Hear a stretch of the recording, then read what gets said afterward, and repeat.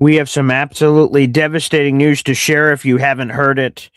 And if you have, it's very sad. Former New York Jets running back Chris Johnson shared that he has been diagnosed with ALS. We'll talk about that, some other Jets topics, and more. Boy Green Daily starts now. Oh my gosh, it's morphin' time! To me, talking New York Jets is my superpower. Boy Green Daily starts now. Wow! Boy Green Daily, Boy Green Daily, Boy Green Daily. It's not just football, man. Boy Green Daily, Boy Green Daily, Boy Green Daily.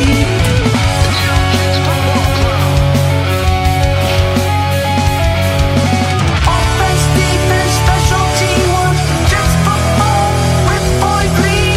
J-E-T-S, Jets. Let's go! What's going on, everybody? I'm Paul Esden Jr., a.k.a. Boy Green. I'm the New York Jets digital reporter for Heavy.com.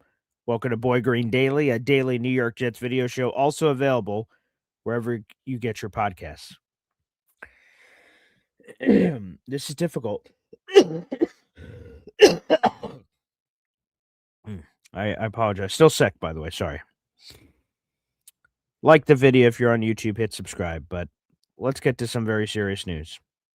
In case you missed it, here I'll throw it up on the screen for our visual viewers to see him. CJ2K, affectionately known by the fans. Former New York Jets running back, mostly known, of course, for his run with the Tennessee Titans.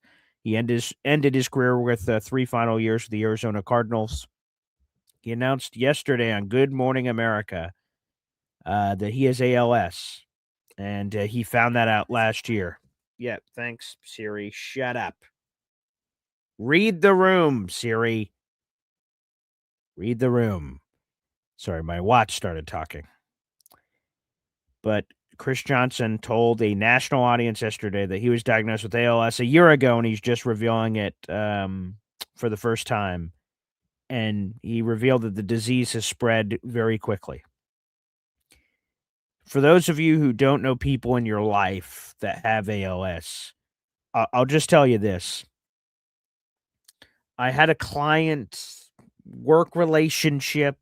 I don't want to overplay it, but I knew this person that was in my life for a period of time in my radio career, that was one day a walking, talking, run-of-the-mill everything person, a normal person.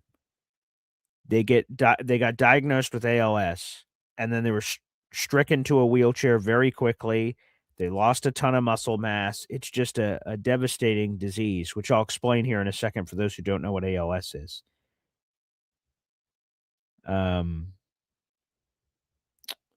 Like, just as a thing that hit me here. Well, like, first, I guess let me explain what it is. ALS, it's more commonly referred to as the Lou Gehrig's disease, for those who don't know, is a progressive neurodegenerative disease that affects nerve cells in your brain and your spinal cord. The disease is terminal and can cause paralysis in the latter stages. This is a very, very devastating disease. And if you watched the interview on Good Morning America yesterday, you saw that Chris Johnson had lost a lot of muscle mass, clearly.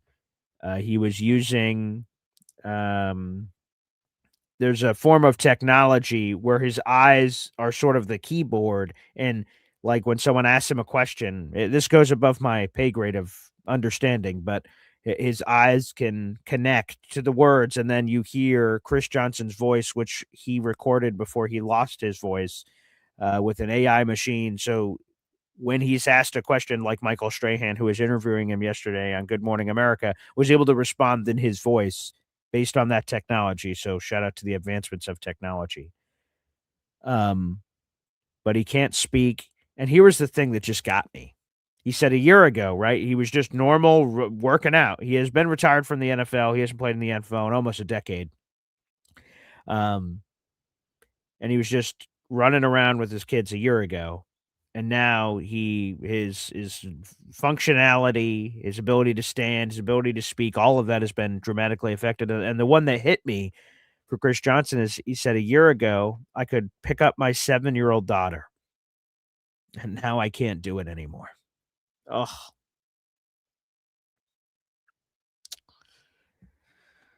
man, it just man, that sucks. I feel so bad for Chris Johnson, man. I feel so bad for his family. And here's more. I'm learning more about ALS as I was watching. It's basically a 7-minute full interview on Good Morning America. And during this conversation, he revealed that this is a certain, I believe it's called sporadic ALS, which basically means there's no family history, there's no nothing. Any person on planet Earth can almost randomly get sporadic ALS. And as we just discussed, that is a terminal disease. And you could just have it. And boom, your life obviously instantly changes like that. And Chris Johnson just randomly, sporadically just gets this disease. Man, that is awful. And again, my heart is sent out to his family, his children, himself. That is just, it hits you in the chops. And Chris Johnson, he through this machine that we just talked about, here are some of his words. I want people to know I am still me. ALS has changed what my body can do, but it hasn't changed who I am. If sharing my story helps even one person get diagnosed sooner, inspires more research, or gives another family hope, it's all worth it. He said that he first noticed weakness in his right hand again a year ago. At first, it was little things like grip that didn't feel right, and I wasn't as strong as I've always been.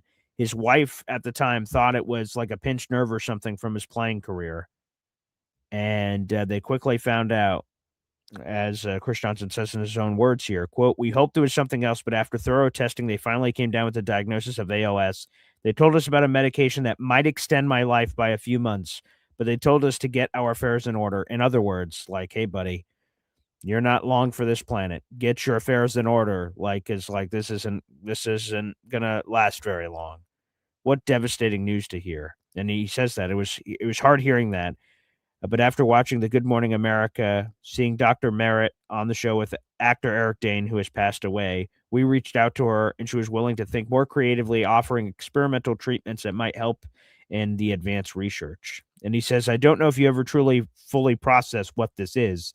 At first, you're in shock, and then you realize you have two choices. You give up or you can fight, and I chose to fight.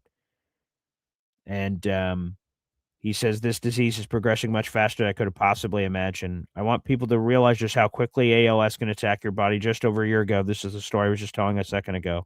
I was picking up my 7-year-old daughter. Chris Johnson has 4 children, including twin sons, so she could make a wish for her birthday cake. Today, I can't pick her up anymore. Oh, man. Terrible disease. And, some people may forget that Chris Johnson played for the New York Jets during the 2014 season. He absolutely did. He appeared in all 16 games. He made 6 starts that season. He rushed for 663 yards, scored a rushing touchdown. He had 24 catches, 151 yards, and a touchdown through the air. And I'll tell you, a lot of you guys are talking about his career in the comments. For those who don't know, I used to play running back in high school. That was my favorite position. When my dad had me on his knee and we were watching football in the NFL days in the 90s, I was thinking of Emmitt Smith. I was thinking about Walter Payton. I was thinking about Barry Sanders. We got to the 2000s. I'm thinking of LaDainian Tomlinson. I'm thinking about Adrian Peterson. I'm thinking about Chris Johnson. CJ2K, of course, he got that nickname because he's one of only 9 running backs in NFL history that eclipsed the 2,000-yard rushing plateau in a single season. So he gets the nickname CJ2K.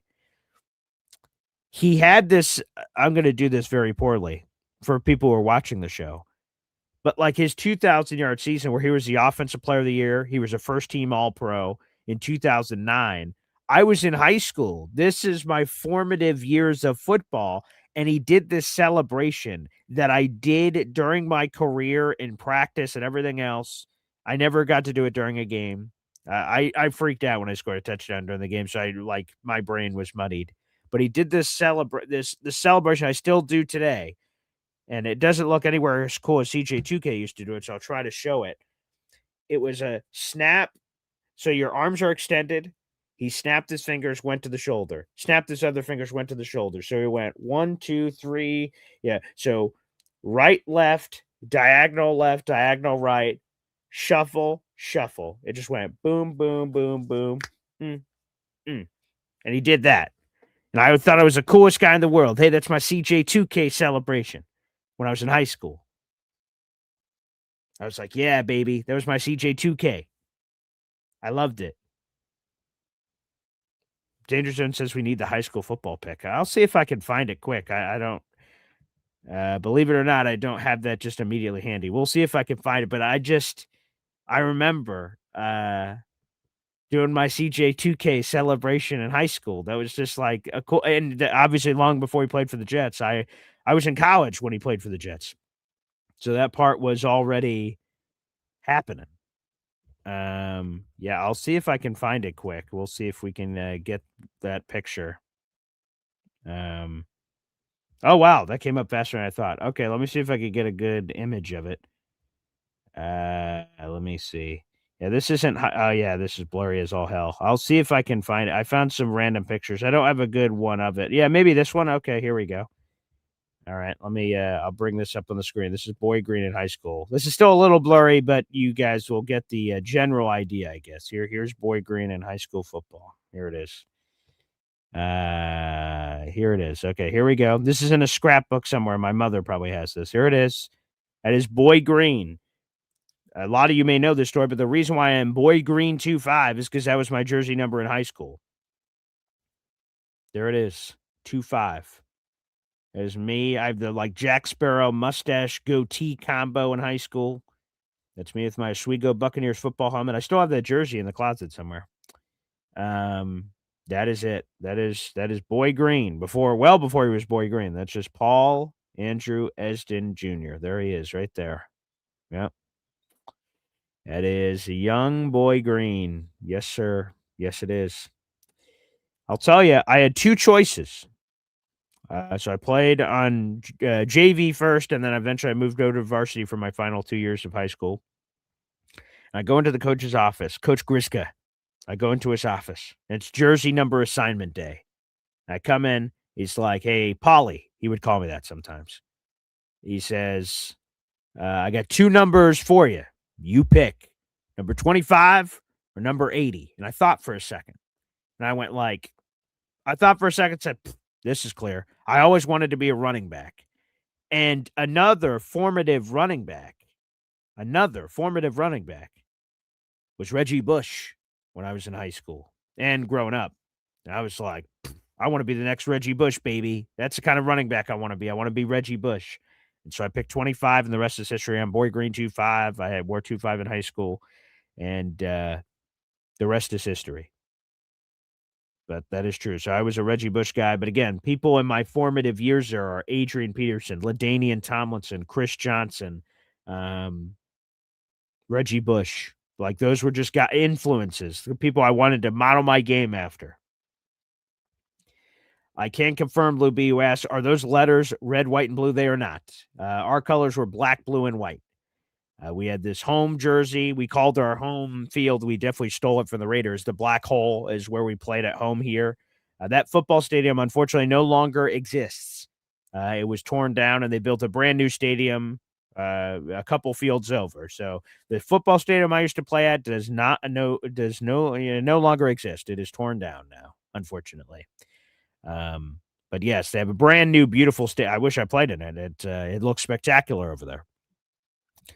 As a young Boy Green, and I was so influenced by Chris Johnson, man. Definitely never had that kind of speed for sure. And then when he played for the Jets, I just thought it was cool. That's one where I wish I had a Chris Johnson Jets jersey. I love my LaDainian Tomlinson jersey. I know we only played a year for the team. Again, Chris Johnson is most synonymous, of course, with the Tennessee Titans, where he got the nickname and had a lot of success, of course. Again, one of the most decorated running backs of the 21st century. From Pro Bowls to All-Pro to Offensive Player of the Year to the All-Rookie team to everything. CJ2K, of course, 2,000 yards. Yeah. Yeah. So, like I said, this is just really a devastatingly sad story. It would feel, to be honest, it would feel weird just talking football today when that happened yesterday. It'd feel like we're ignoring an elephant in the room. So I send my love to Chris Johnson. I love that he's trying to raise money for ALS research to see if there's more care or anything that could be given to people that are suffering from this god-awful disease in the future. So thank you, Chris, for doing everything you can, and hopefully you can keep fighting this thing, brother. It's incredibly sad news. Thank you guys for letting me go down memory lane there in high school. That's cool. Thank you, Danger Zone. Yeah. I miss those days. I miss the camaraderie of the locker room. I miss film, getting ready for an opponent. I miss practice. I miss two-a-days. I miss the heat. I miss getting hit. I miss Oklahoma drills where you truck somebody or they truck you and you slam your helmets together. And it's a good game because we're all trying to get better. I like when it got too intense. It's hot as piss. It's a two-a-day practice. You're getting physical with someone else, and then you're getting each other's grills. You're barking at each other. I miss the crunch of the grass when you get your cleats on, you step on the field. I miss the coach grabbing you in the face mask and yelling at you. I miss making a brutal mistake. I remember in a football game, I fumbled on a punt return. I remember fumbling with a carry. I broke out to the right side, fumbled. I remember being so disappointed, dejected, going to the sideline. And whether I got yelled at or I got cared for, whatever I needed in that moment in time, I miss all that. The coaches used to say at the beginning of every season, as I continue to get nostalgic here, the coach would tell us at the beginning of every season, hey, folks, life goes by pretty fast. If you basically quoting Ferris Bueller, life goes pretty fast. If you don't stop to look around once in a while, you might miss it. This season is going to go like this. You have however many games it is, 8 games, 9 games, 10 games. And then when you break it down by game, you do your film prep, you do your practice, you get your game prep, you do your walkthroughs, you do your dress rehearsal, then you get out to the game. Like, it just 10 games sounds like a lot. And then you break it down, it's 1-0 each week. You do the prep for one game, it's over. You do the prep for another game, it's over. You do prep for another game. And then after you review the film, what did we mess up? Okay, next opponent, next opponent, next opponent. Then boom, your football career is over. Most people some people never play high school football, but some people play high school football career is over, football's over. Some people go to college. Less people go to the NFL or CFL or AAF or UFL or whatever it is. My football career was over in high school. That was some of the coolest moments of my life with your teammates. And I run into my teammates in town. I live in the same town that I played high school football in. And I love running into them every once in a while. And just an embrace, checking in on family, whatever it is. Those are your brothers for life, man. Those are your brothers for life. So, long story short, we are thinking about CJ2K. Absolutely devastating announcement yesterday. That is for certain. All right, everybody. I also wanted to, I did want to talk about that. I'm glad we started the show with Chris Johnson. Absolutely glad that we started the show with Chris Johnson. But I also want to, and thank you for saying that, Yo Holmes. Quickly, let's go here. Kudos to CJ2K for sharing his diagnosis. The more awareness and information we have on the subject, the better. And I imagine it's very difficult to show, because in my mind, the last group, and here's another quick story. There's been a few of you that said, Paul, it's cool that you're getting these Super Bowl guys on, but we'd love players on from more recent, whether it's the 80s, the 90s, the 2000s, the 2010s or something. And I'm working on that behind the scenes. I've been doing a ton of homework on that.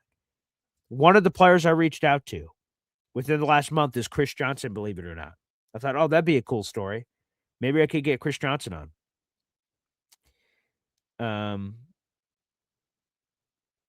And I reached out to get him on the show. Of course, now we know why he did not respond. Or he could have just chosen not to respond, but I reached out to Chris Johnson to get him on the show like a month ago or something. Danger Zone is saying 38 when it happened is wild. I turned 38 in like a month. Yeah, I believe he's 49. I think he found out at 39, I believe. I mean, it could have been prior to a birthday, so I don't have the perfect calendar out, but yes, right around there. But yes, Daniel, it's 100% true. I reached out to Chris Johnson like a month ago to get him on the show because I wanted to get some of these guys on, talk about their careers and what's life now. What are you doing? So,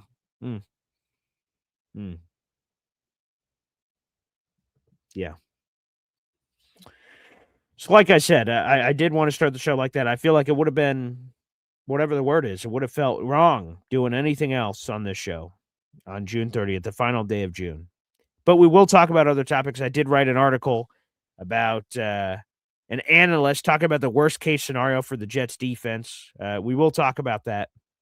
We'll get to that. But as we're in this slight intermission point here before we open up the phone lines, I do want to highlight that today is your final day for this month's raffle. If you are new to the channel, first off, if you're hanging out here, please like the video, hit subscribe. I'd appreciate it.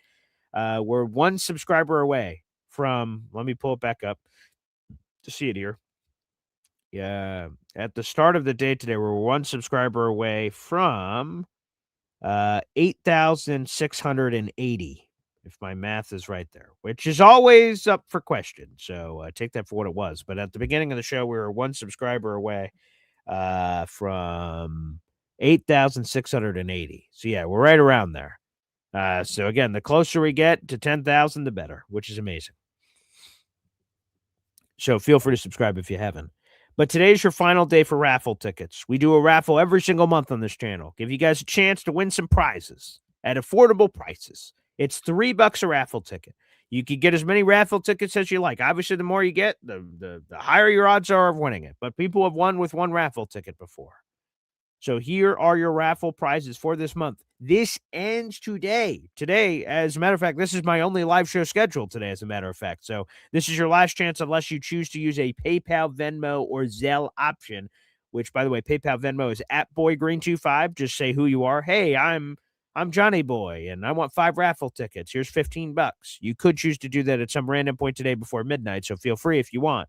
But today's my last live show, so if you want acknowledgement on the show, now, during this window of time, is the last time to do it. We're giving away 2 tickets to the Gang Green Beach Club, which I'll highlight more in a second. But ultimately, it is an event coming up on Saturday, July 11th. It is not this Saturday. It's next Saturday. So it's coming. So you and a friend can come to the Gang Green Beach Club for free. The best possible price. If you buy the tickets on your own, they're $25 a pop. GangGreenBeachClub.com. So you can continue to buy tickets. Tickets are available. And more information is also available, GangGreenBeachClub.com. But if you win my raffle, you and a friend can go for free. I will gather your information. Make sure you get on the list. Terrific. We're also giving away 2 items live from the draft. The pick is in the official rally towel that I swung above my head as I rooted for the Jets to make this pick or that pick. That happened. And this beautiful Jets draft canvas, which, again, the more I look at it, the more I wish I kept this thing, because I think this is going to look badass in my office. Again, there's a chance we may be moving into a new place here in the near future. That would look phenomenal in my office, but I hope you guys get to have a taste of the draft if you did not have an opportunity to go. So I hope you really enjoy it and savor these cool items. I hope you do. So these are the items. Again, a beautiful New York Jets draft canvas. It's about 15 inches by 15 inches. I'll know the size soon because I got to ship it. So I'll have an updated size thing here, but it's sizable. It's very nice. Rally towel. And then, like I said, 2 tickets to Gang Green Beach Club, which is our event coming up on Saturday, July 11th at Atlantic City. All those details in just a moment. So again, to be eligible in the running for this, all you have to do is spend $3 on the channel. Hit the money sign if you're watching on YouTube. Gift channel memberships to thy neighbor. Super chat. Super sticker. Join the Boy Green Coffee Club or the Espresso Club. Here's a great perk. I would suggest you guys jump on this train. Okay? I would suggest you jump on this train. Is that you join the Boy Green Espresso Club for $5.99 a month, and you get 5 raffle tickets for our contest. That is a $15 value, but you get it for $6. So if you're just trying to get raffle tickets for the contest, join the Espresso Club. Get the most bang for your buck. Pay less. Well, that's my little secret whisper to you. Pay less and get more raffle tickets. That's the best deal around. That's what I would suggest out there in the universe. Because if you just sent in a $6 super chat, it's 2 raffle tickets. If you join the Boy Grinner Special Club for $5.99, which is normally only 2 raffle tickets, you get 5 raffle tickets. So hey, do the math, people. Do the math. Jump on it. Today again is the last day of business operation. Danger Zone says, what size is the canvas, Paul?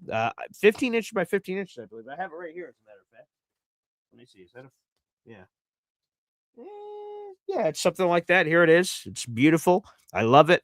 It's nice. It's a canvas material. It's beautiful. It was a gift from the Jets. Nice. Also, yes. Thought that was something else. So yes, so here it is, baby. Beautiful. It's got a great texture. Got the current Jets logo that's on here. If you guys are watching, I'll make sure I describe it here. Obviously, you have the draft logos, which are official from the draft.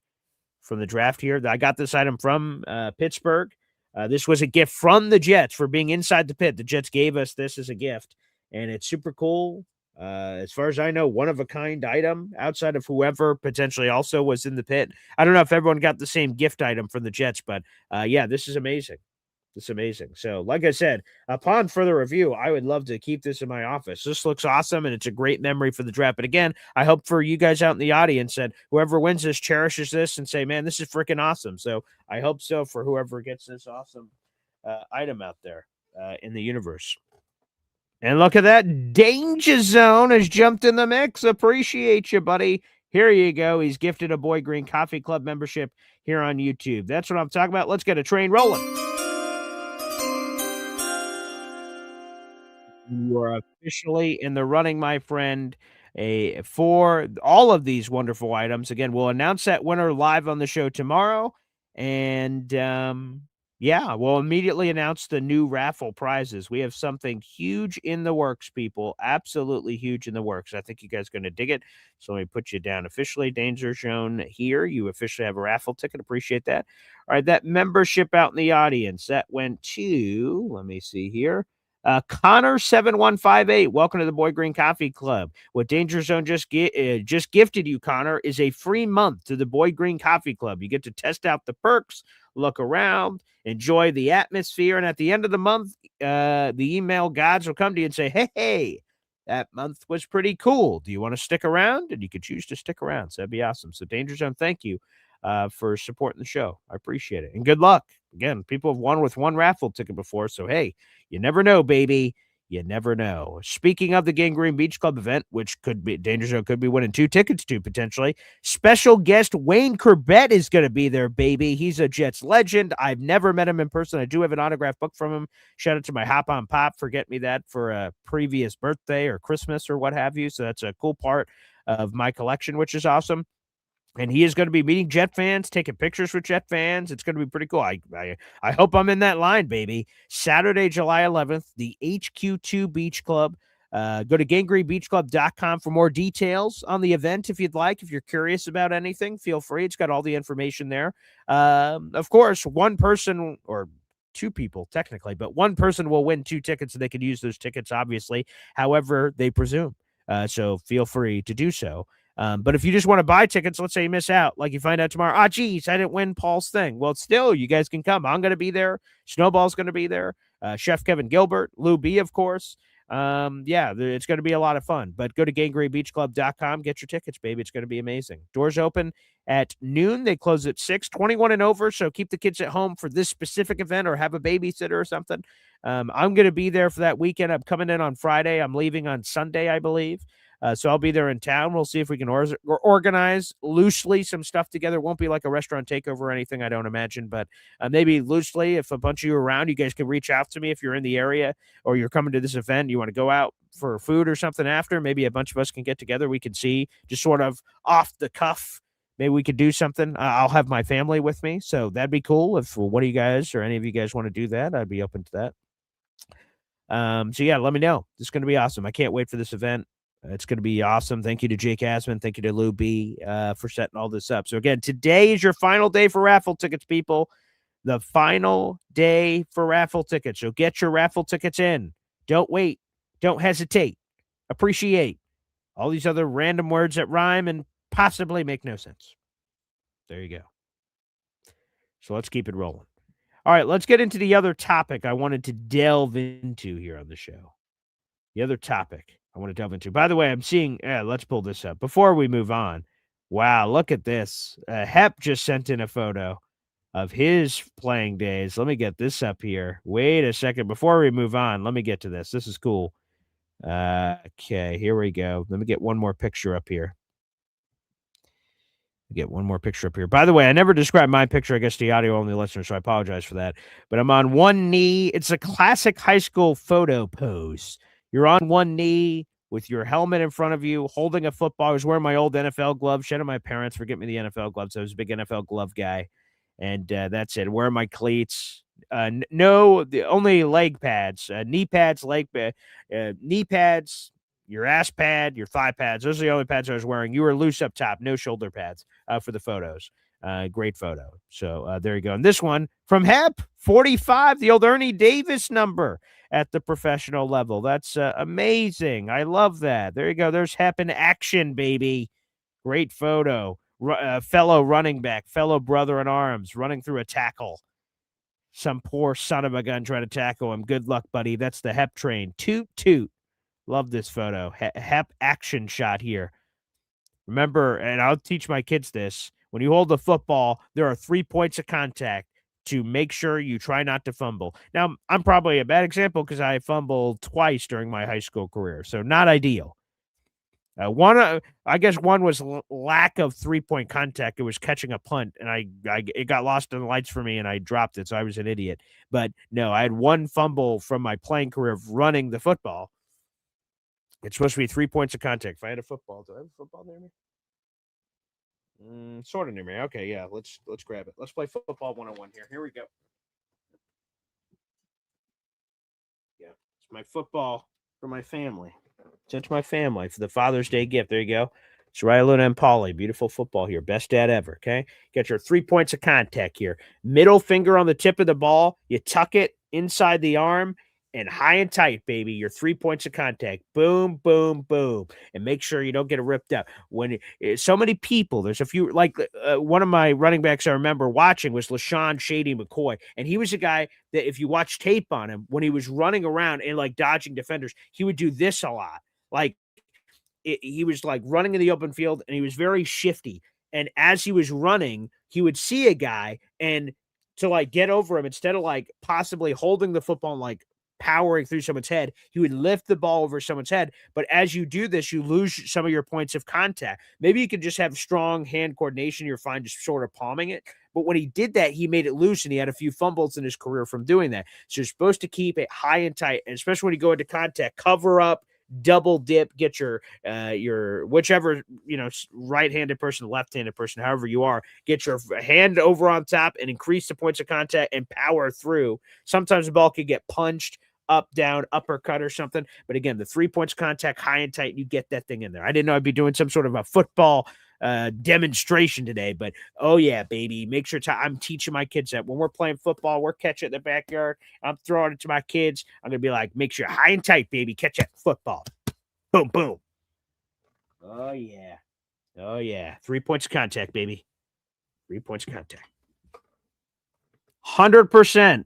Danger zone is right. If we have a Jets comparison, Garrett drove me crazy how he holds the ball while dodging. Yeah, when he's doing his basketball moves, he's a little loose biscuit, holding the loaf of bread out there for people. And Garrett Wilson has had a handful of fumbles in his career. Nothing like Brees. Brees has had a bunch of fumbles in his career. So it hasn't been that bad. It's more likely a running back fumbles than a receiver based on, sort of how often they touch the ball. But, oh, yeah. Yeah, LaShawn Shady McCoy used to get me all the time. Like, dude, you're just asking for a turnover by carrying it so loosely. So again, 3 points of contact. You're supposed to have that high and tight in those situations. And like I said, it sometimes causes a variety of issues. So again, yeah, there you go. Yo, Holmson, Hep toting that rock. There you go. There he is, right there. Yeah, he could have that a little tighter, but again, contact down low. Yeah, he's in a good spot. There you have it. All right. Very, very nice. Good random football demonstration on the show today. Good random football demonstration. So we will do this. I will play a quick little hep timeout. And no, we're not going to the phone lines necessarily. We are, but we're not. We're going to have a special guest joining us. We'll put a bow on any of the CJ2K conversation. Then we'll get into our other topic of hand here, talk about the worst case scenario for the defense in 2026. Normally, I'm a optimistic guy, but reading this article just made me say, we should at least address the other possibilities. So we will be right back after this. 1, 2, 3.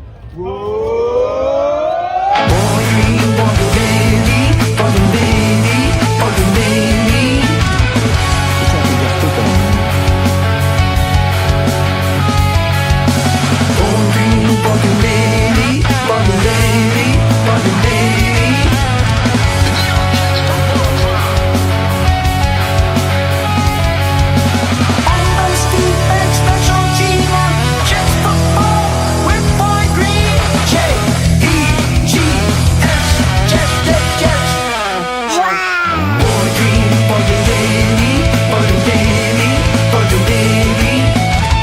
It's actually just football, man.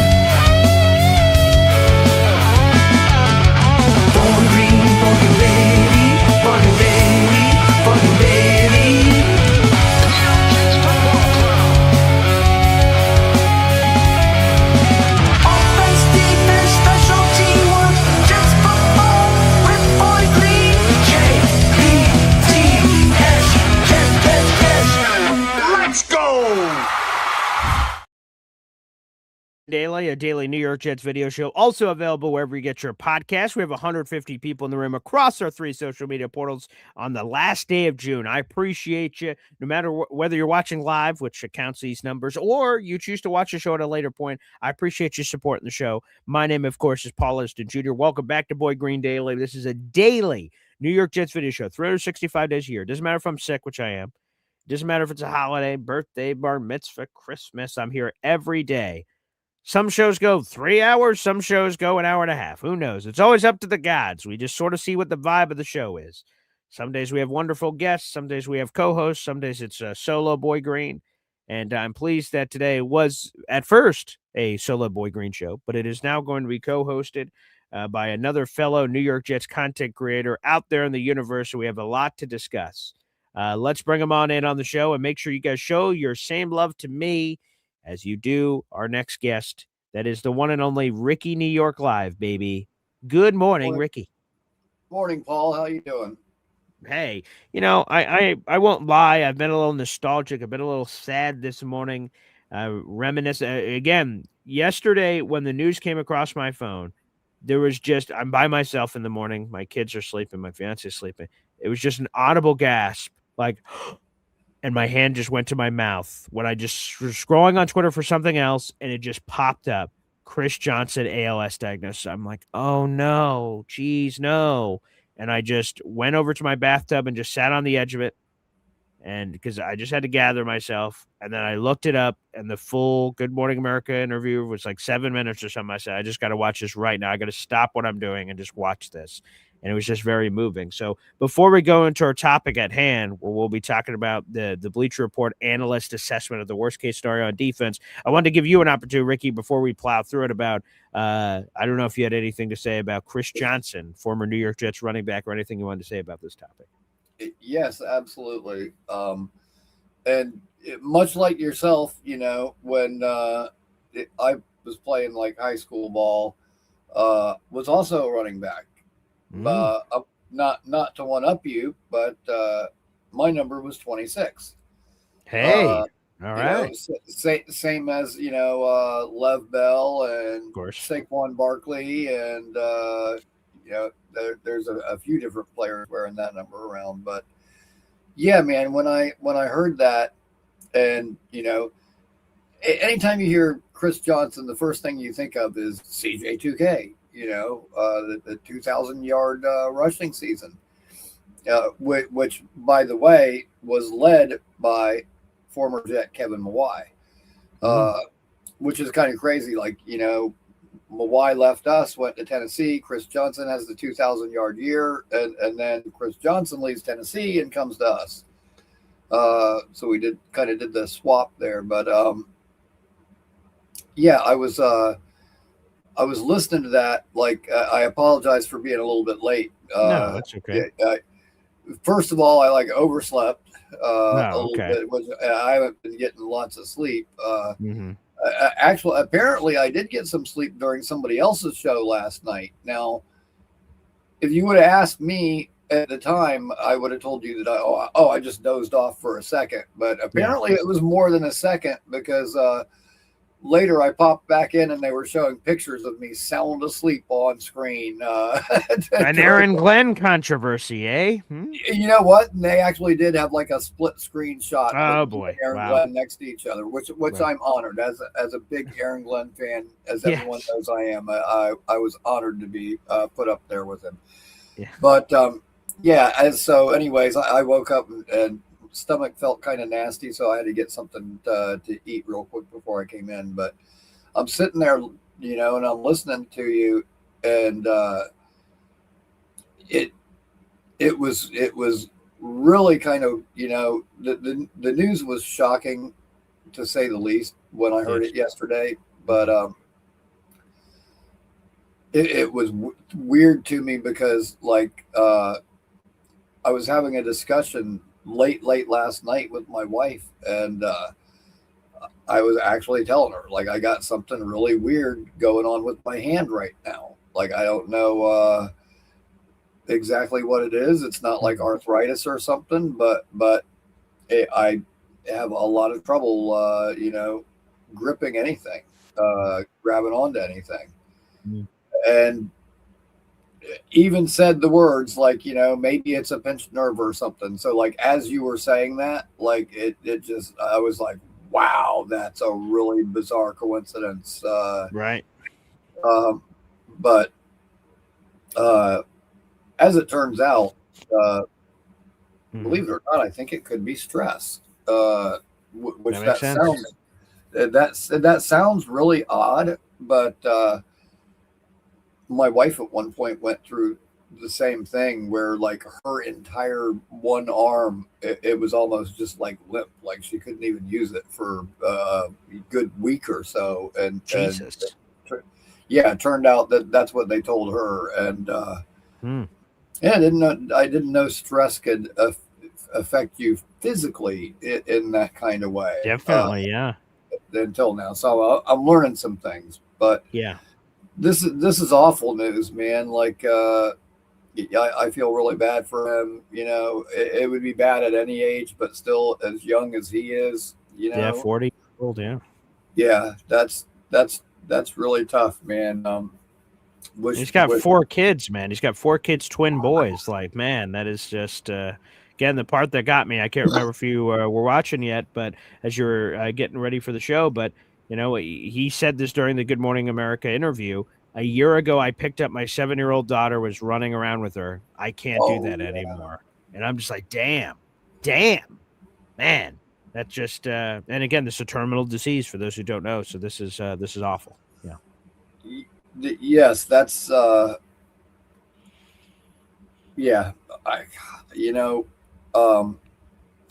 hopefully this will, bring some awareness and bring that conversation kind of to the forefront, because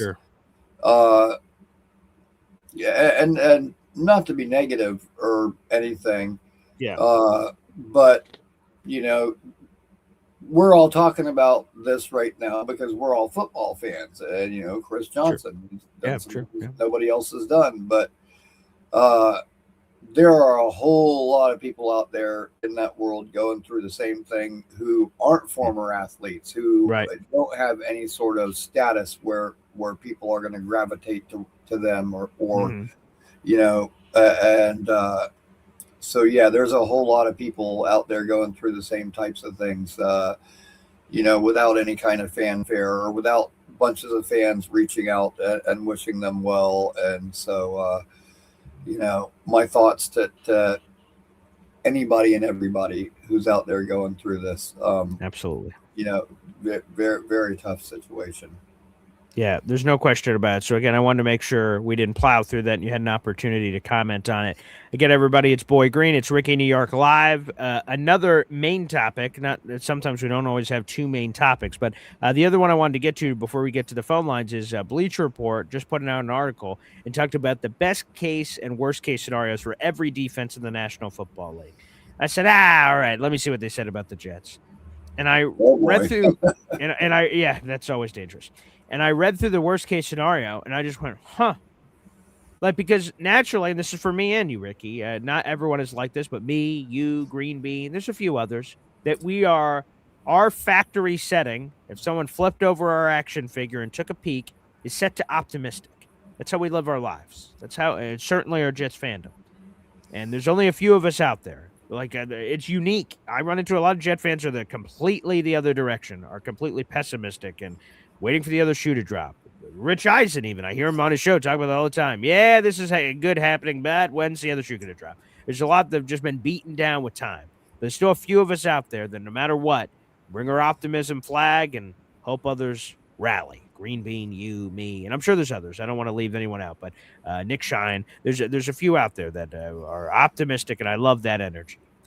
But it just, and when I read this worst case scenario, I just went like, wow, this is possible that these things happen. So we'll read the blurb, and then we can react to it here. Again, this is from Bleacher Report. I wrote an article. It's in the YouTube description down below.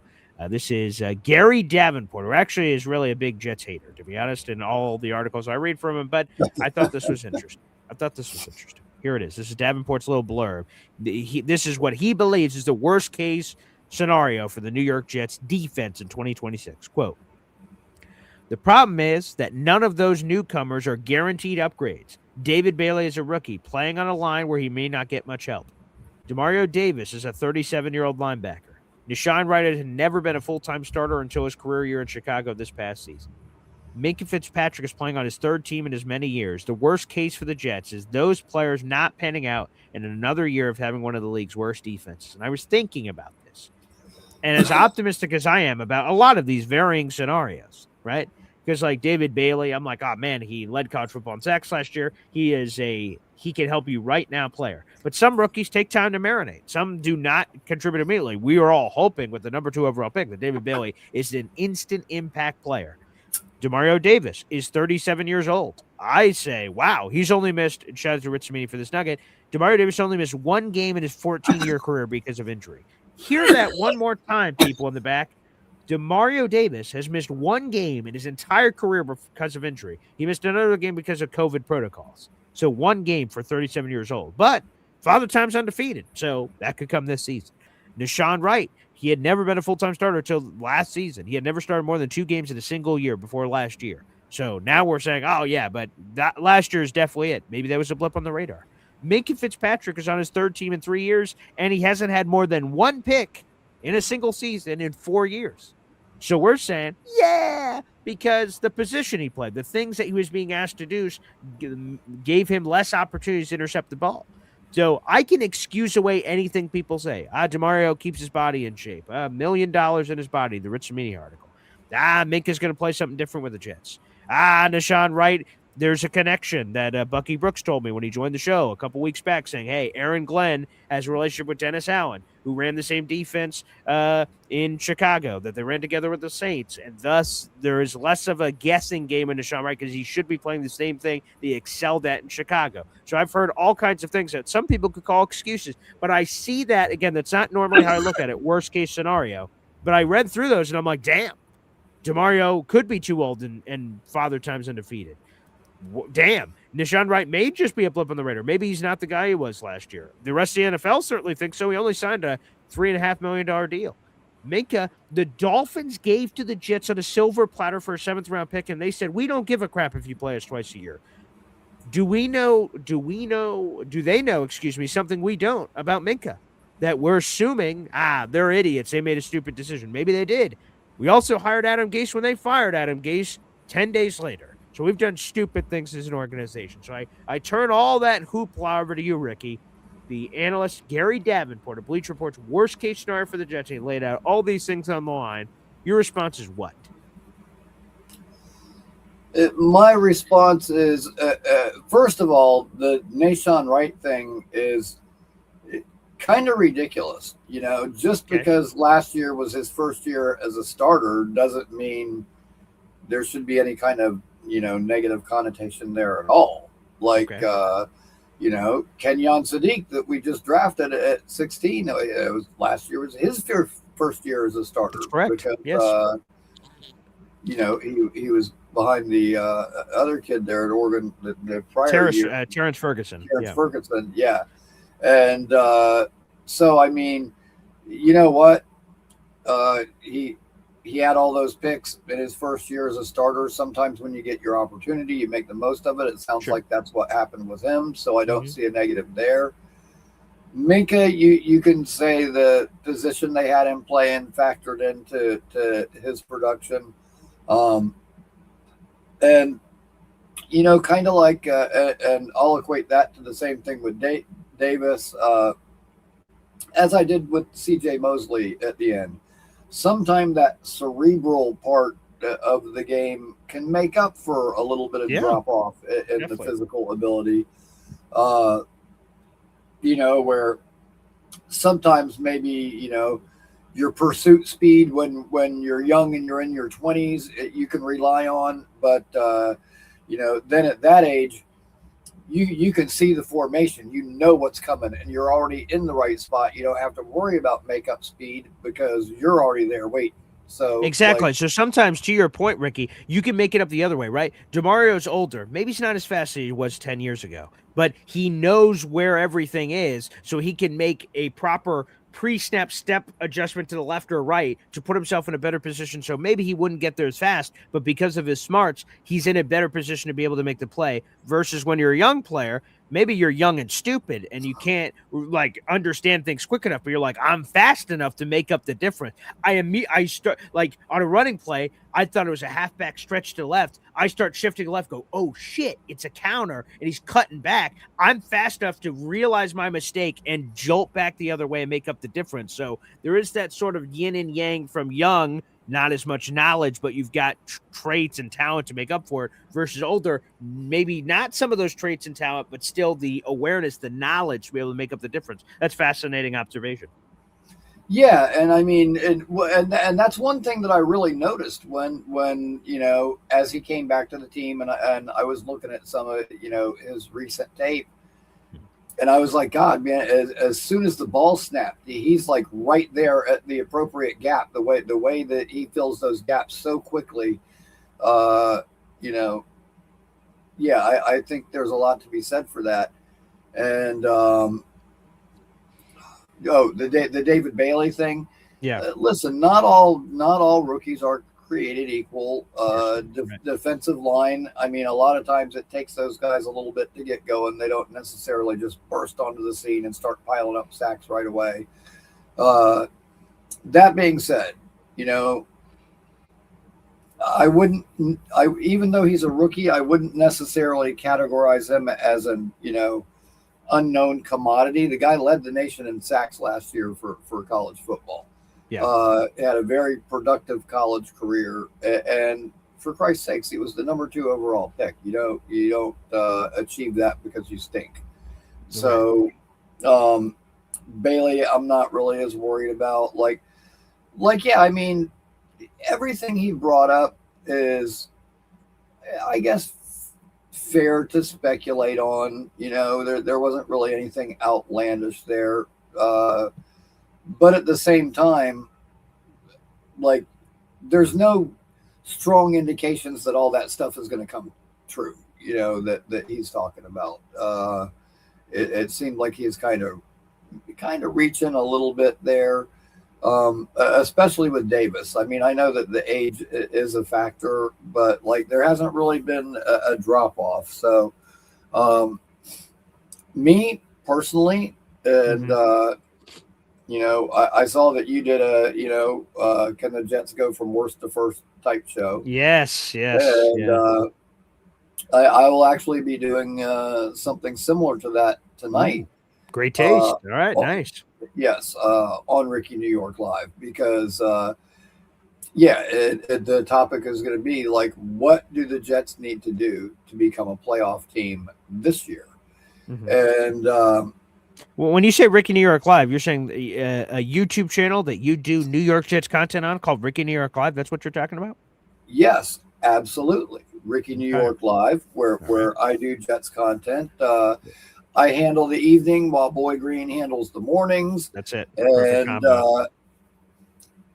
yes, and we are making our march towards our 400 subscribers, and Let's go. I believe we are only 31 away. So, Ooh, if okay. you, So yes, plug Ricky New York Live, people. Make sure you subscribe. 31 away. That's amazing, man. Congratulations. yes, we've been, it's awesome because we're still kind of steadily growing, even though we're in kind of the slow Of time for the course. news Right. cycle. So Mhm. that gets me real pumped because once the season gets here, we're really going to be cranking. But myself personally, I'm going to go the other direction and go best case scenario. And what I see happening Okay. is Okay. between big old Tavondre Sweat Yeah. and David Onyemata Yeah. and Osai and Yeah. Enigbari, Yeah. who would probably be early down players, of the guys that we brought in, the Jets are going to be the immovable object. Ooh. Teams are not going to run into us. They're going to run into a block wall. Mhm. And as teams are not able to run on us at all, and we're able to make them more one-dimensional, I think that's going to, and hopefully a decent pass rush this year too will create opportunities for our guys in the secondary. It won't be another pickless season, but I think our defense is going to be improved. I think they're going to keep us in games. I think there's going to be more close games. And man, when you listen to Bailey, when you listen to D'Angelo Pons and these Sure. young guys that have come in, particularly Cooper and Pons, where they went to a team last year that wasn't really expected to do anything, and then won a national title. Mhm. They're like, oh, I want to be part of the turnaround here, and they have that like real awesome, infectious, young guy energy, like Garrett and Sauce and Brees and everybody came in with, and so I'm excited, man. I'm excited, and I think because of that energy that I'm talking about, I think when we get into those close games this season, unlike last year, where we started off with close games with Pittsburgh, close games with Tampa, those games that could have gone either way, and somehow we managed to figure out a way to drop the ball and not get the W. This year, I think the pendulum is going to swing the other direction. I think when we get into those close games, I think the Jets are going to be winning some of those games that we lost last year when we get into close contests like that. Well, that would fire me up if we could get more into that. And this is the other thing on the worst case scenario. I didn't mention Gary didn't write it in the piece. I read you guys the blurb. But here's the other thing. And again, I and Ricky, by all counts, we both live our life and football lives with an optimistic view, glass half full. So again, I don't see it this way. However, this article made me think about the other side. Like, okay, this is not how I normally think, but let me just turn the notch just to view it from that other lens. And it's this. Aaron Glenn is calling the defensive plays this year for the Jets. If we're talking about this worst case scenario, well, Aaron Glenn seemingly struggled with the head coaching responsibilities a year ago in a variety of forms and fashion, whether it was a Hail Mary crap, end of half situations, time management. There's some substitution things, a variety of games of putting interesting things out there and blame him for whatever, or Steve Wilkes or whoever, your delegation ability, all kinds of things we could question.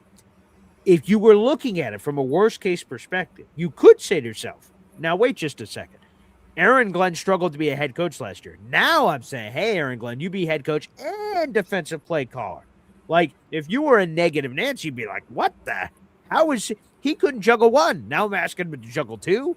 Now, my good case, my angel and devil on the shoulder, devil just spoke. My angel says, well, come on, Paul. He's got months to prepare. They've made this decision in January. It's friggin' June. By the time the season gets here, it's September. He will be the most prepared he could possibly be for defensive player call. It's not as if he figured it out halfway through last season. He's like, up, let me figure this out, like Jeff Olberg tried to when he flopped. Some people can do it. Some people can't. He's had months to prepare. So he should be in the best possible position. If this is going to work, he should be in the best possible situation. But I throw that to you, Ricky. If we're letting the negative devil speak for a second, a lot of people would say, well, boy, Aaron Glenn struggled with normal stuff last year. Now we're adding more to his plate. That's a harder thing to envision working out. Your response is what, Mr. Ricky New York Live? My response is you're looking at that the wrong way. Okay. I would say that, yes, that is an additional responsibility that he didn't have to take on last year. But I also think that last year he possibly spread himself a little bit too thinly. Okay. Now that we have, an experienced veteran offensive coordinator, he can kind of let Frank Reich handle that side of the ball, and that takes some of the responsibility off of him. That little extra bit of freedom he has by not having to worry about the offense is where he can put that energy into the defense. So I would say that having a competent offensive coordinator that he can rely on, and Frank Reich, who has also been a head coach, I think that frees up the time for him to be able to put that extra energy into the defense. So that's how I would respond to that. And I'll tell you something, Please. As you keep saying, like, you and I and Green Bean and several others, we're the optimistic, we're the positive. Yeah. It's funny because, like, I hear that all the time, and I really super appreciate it from the community. Yes. People always mention my positivity. Behind the scenes here at home, like, I'll have like an awesome show, and it'll just end, and I'll be talking about it like, oh yeah, I got a lot of really good feedback. And my wife would go, these people on the internet have no friggin' idea. Like, they think you're just Mr. Optimistic, Mr. Positive, and you are like the most stressed out, negative, like worried person I've ever met. And so do you use all your juice for the Jets and then you have none for your life? Well, I mean, I wouldn't say it like that necessarily, Okay. But the Jets are my happy place, and I know that sounds crazy, considering the way the last few years have been. Right. That's right. But I mean, we were all, hopeful when Aaron Rodgers got here. We thought that was going to be this beginning of a turnaround. But right, yeah, definitely. But with that, it was kind of like I was hopeful, but I wasn't necessarily confident. With this go around, the way that Muji and Glenn have rebuilt this roster from the ground up, I mean, and that's the thing with a lot of the rebuilds, I think is if you really sat back and look at them, they were really only kind of partial rebuilds. There were areas that didn't get redone that probably should have. And that's not the case this time around. Like, they've really gone, from the ground up. I mean, the defensive line, completely different looking from no doubt. year, and upgraded, and probably one of the deeper units on the team. Offensive line solidified just about all the way across. I mean, obviously, we could probably still upgrade the center position, but man, yeah, like when you really look, and like they addressed the depth. Linebackers were terrible last year. Terrible. We bring in Ben Bowling from the Texans, who I still keep telling people, like, I think we have not talked about that enough, Ricky, like, at all. Like, you mentioning his name right now is probably the first time we mentioned him since, hell yeah, they hired this guy. And that's huge. Look at the Texans' success on defense. Yes, absolutely. So that, like I said, I think that's hugely underrated. That's going to pay huge dividends. Not having to watch idiot Michael Clements out there doing something stupid and hey, whoa. Indy Jets is probably watching the show right now, Ricky. I mean, come on. I apologize, Indy. But dude, Joseph Osai, and I've been talking about this a lot too. He was fairly productive, and being from Florida, I'll use a Florida analogy, and I think there's still some juice we can squeeze out of that orange. I think there's still more to be gotten out of him. Okay. And I really do think that Osai and Enigbari and those guys that are going to play on early downs, as opposed to the guys that they replaced, all of a sudden our depth looks like a strength, not a weakness. So yeah, man, I'm like really pumped. Like the offense, all of a sudden we've got probably this plethora of weapons. I don't know that I've ever seen this many offensive weapons on a Jets team ever. Oh, we got 2 competent tight ends. We've got receivers. And I'll tell you what, it warms my heart seeing all the love that AD Mitchell is getting all of a sudden. I mean, I know it's only the summertime and everybody looks good in shorts, but sure, I'll tell you what, this kid, he looks really motivated. It looks like he understands he's getting another opportunity and he's not going to squander it. He's going to make the most of it. And late last night, and again, hadn't been getting a lot of sleep, but I was kind of sitting there and looking at my YouTube feed, and I noticed, do the Colts regret the Sauce Gardner trade, AD Mitchell trade? And I thought it was interesting. I'm like, we got 2 firsts for Sauce. That's not even in the title. It's just AD Mitchell. And so I clicked on it just out of curiosity, and it wasn't a Jets show at all. It was a Colts show. Oh. And the guy was livid. He was like, it was bad enough to give up 2 firsts, but AD Mitchell 2 on tie. He was like, I wasn't happy about it. He was like, I get it at the time. We had Pierce who was ascending. Pittman was still there. And then giving up on him after that Rams fumble. Look at the playing time differences in snaps. Like they had seemingly, unless he was just in a big timeout, they had waved the white flag on AD Mitchell, and he still would have had whatever it is, I guess, 2.5 years left on his rookie contract, quote unquote, when they traded him to the Jets. But it seemed like they were like, yeah, we're done with this kid, or until we have no other choice, or maybe injuries happen. So. Yeah, that Colts guy could get pissed for that, but I just feel like, damn, I don't know when or how he was getting back on the field outside of injury. Yeah, and I mean, obviously, and I think the guy said that too. Of course, hindsight's 20/20, but now Michael Pittman's gone. It would have been really nice to have AD Mitchell, and seeing everything that he's doing with the Jets and the way people are talking about him over there, and he looks fantastic. I'm really wishing we hadn't have done that. And, and listen, we said the same thing about, Malachi Corley, similar situation with us. Right. The difference with that is, when you saw AD Mitchell after his mistake, you could tell it ate him up. It bothered him. After Corley's mistake, they asked him, and he was like, I can't say enough. So many Jet fans gave me crap about that, Ricky, because I'm like, dude, show some contrition. Show oh my God, I messed up. That was a massive mistake. I don't care that we won the game. That's on me. I can't do that. That was stupid. He was so laissez-faire, we won the game. Yeah, what did the coach tell you? Yeah, it doesn't matter. Just don't fumble the ball next time. I hated that attitude. And so many Jet fans said, Paul, Woody included, Woody, my old co-host on the Boy Room Meets Woody, said, Paul, you are going way too hard on this kid. Who cares what he says? I'm like, accountability matters to me. It's always mattered in my life.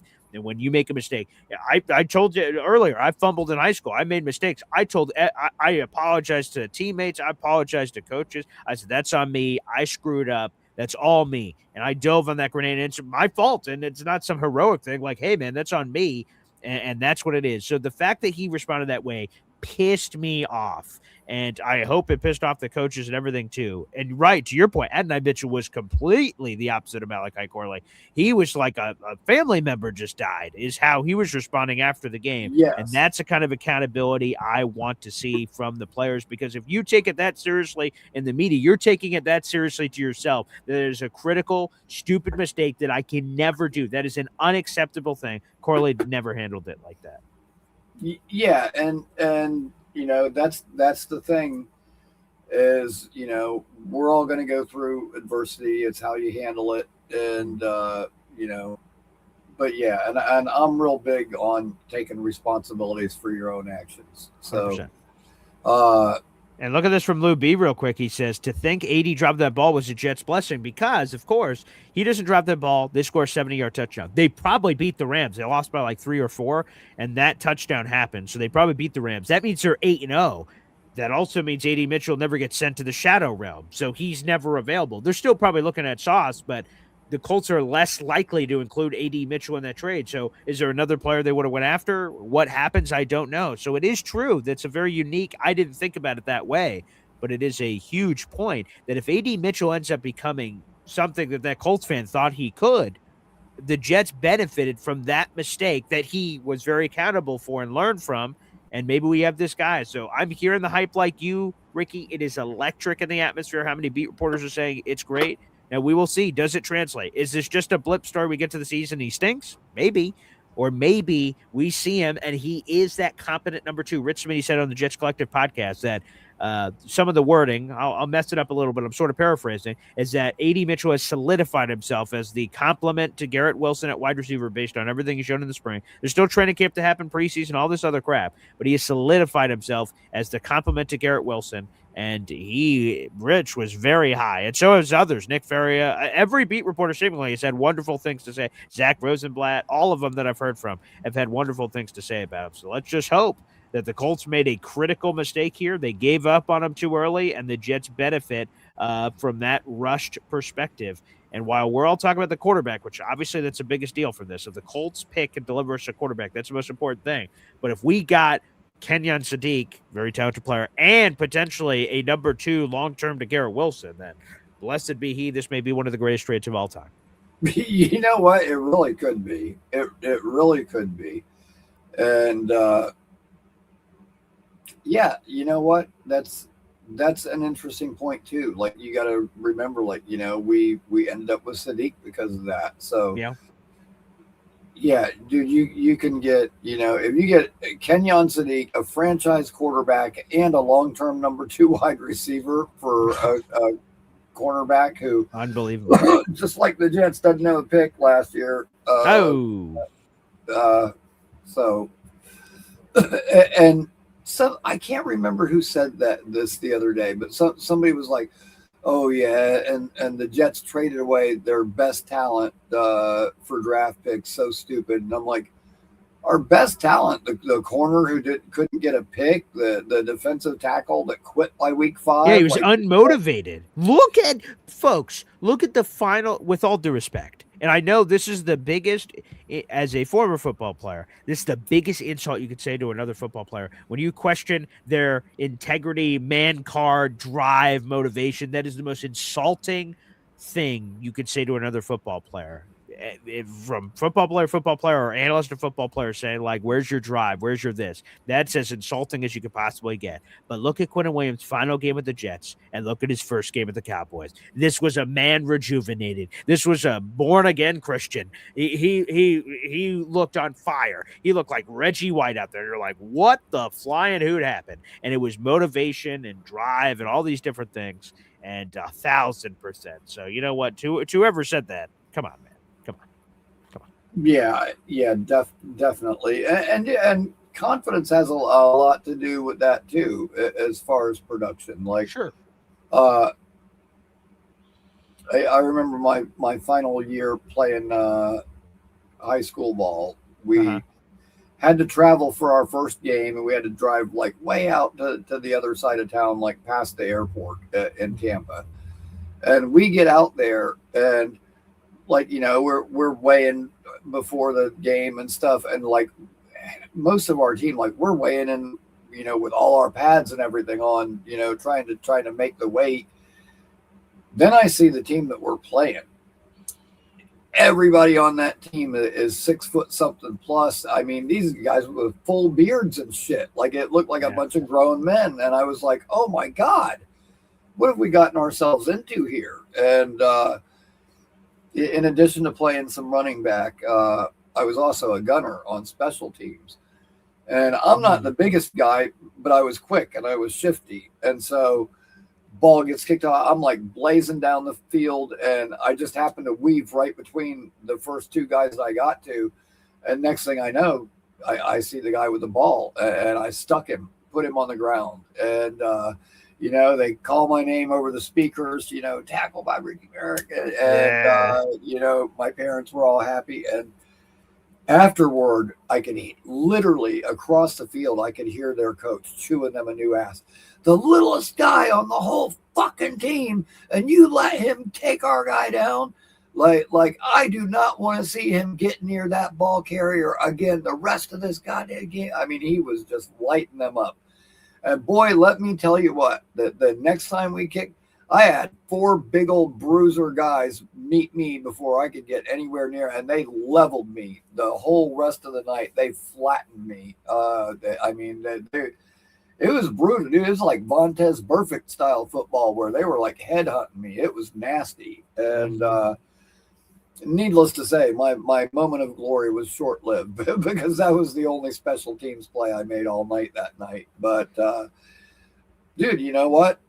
Initially, I was riding high off of that confidence, so that can go a long way. And I get it. The losing can kind of beat these guys down. But, bro, come on. You're making millions of dollars to play a friggin' game, okay? You want to get all pouty and pissy because things aren't going your way. Trade jobs with me, Jack. You'll have a reason to bitch. So, I don't know. And yes, Quinnen looked like a man reborn his first game with Dallas. But that did nothing but piss me off even more because that told me he could have been doing that all along. 100%. He just no longer gave a shit. Yeah. So, which clearly means the Jets made the right choice. I heard someone, who was it? It was some analytics guy. I think it was Ted Nguyen of The Athletic. Like, he said, I still don't understand why the Jets gave up on Quinnen Williams. Like, stupid. Like, he was making fun of him on social media. And I'm like, dude, read the room, man. He apparently quietly, that's the only part I'm happy about with Quinnen, is that he apparently quietly made according to Connor Hughes, made multiple trade requests to the Jets that they eventually acquiesced to when they got the right deal. So thankfully, he didn't pull a Jamal Adams and start screaming from the rooftops and get me the hell out of this dump. So there were some subtle comments he's made in the past. You're like, does that mean what I think it means? So thankfully he didn't go doing that. That's the only part I'm happy about on the back end of the Quinnen thing. But that just, how does that not anger you more? And how does it not reinstill you made the right choice? What is that saying? Discretion is the better part of valor. Yes, correct. Right. Yeah. So yeah, I mean, I will give him a small tip to the cap for that. But yeah, that's where it hurts me. Sure. And Paul, I never throw away a jersey. I always I take that back.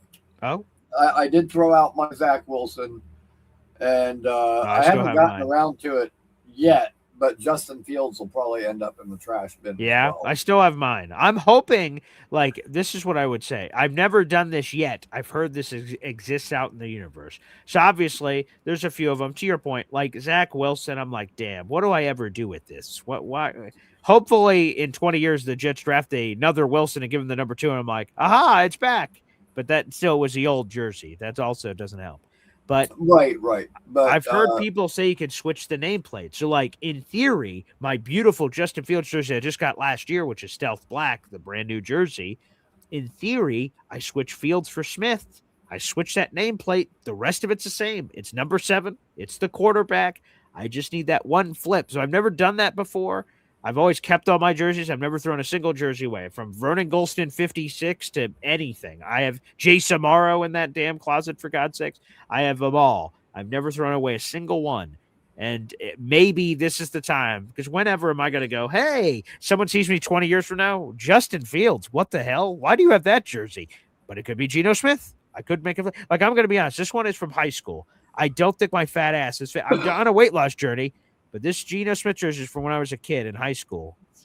Freaking whatever it was, 13 years ago when he was drafted. I got it immediately. I don't know if that's going to fit around my love handles. However, if we can flip the Justin Fields, maybe that gives me another opportunity. Yeah. Well, maybe that's a motivational tool for your weight loss journey. Sure. Maybe you can use that as a goal. I'm not quitting until I can get back in that damn jersey. There you go. That's it. But although I've never thrown away a jersey, I got a bunch of different Jets t-shirts too.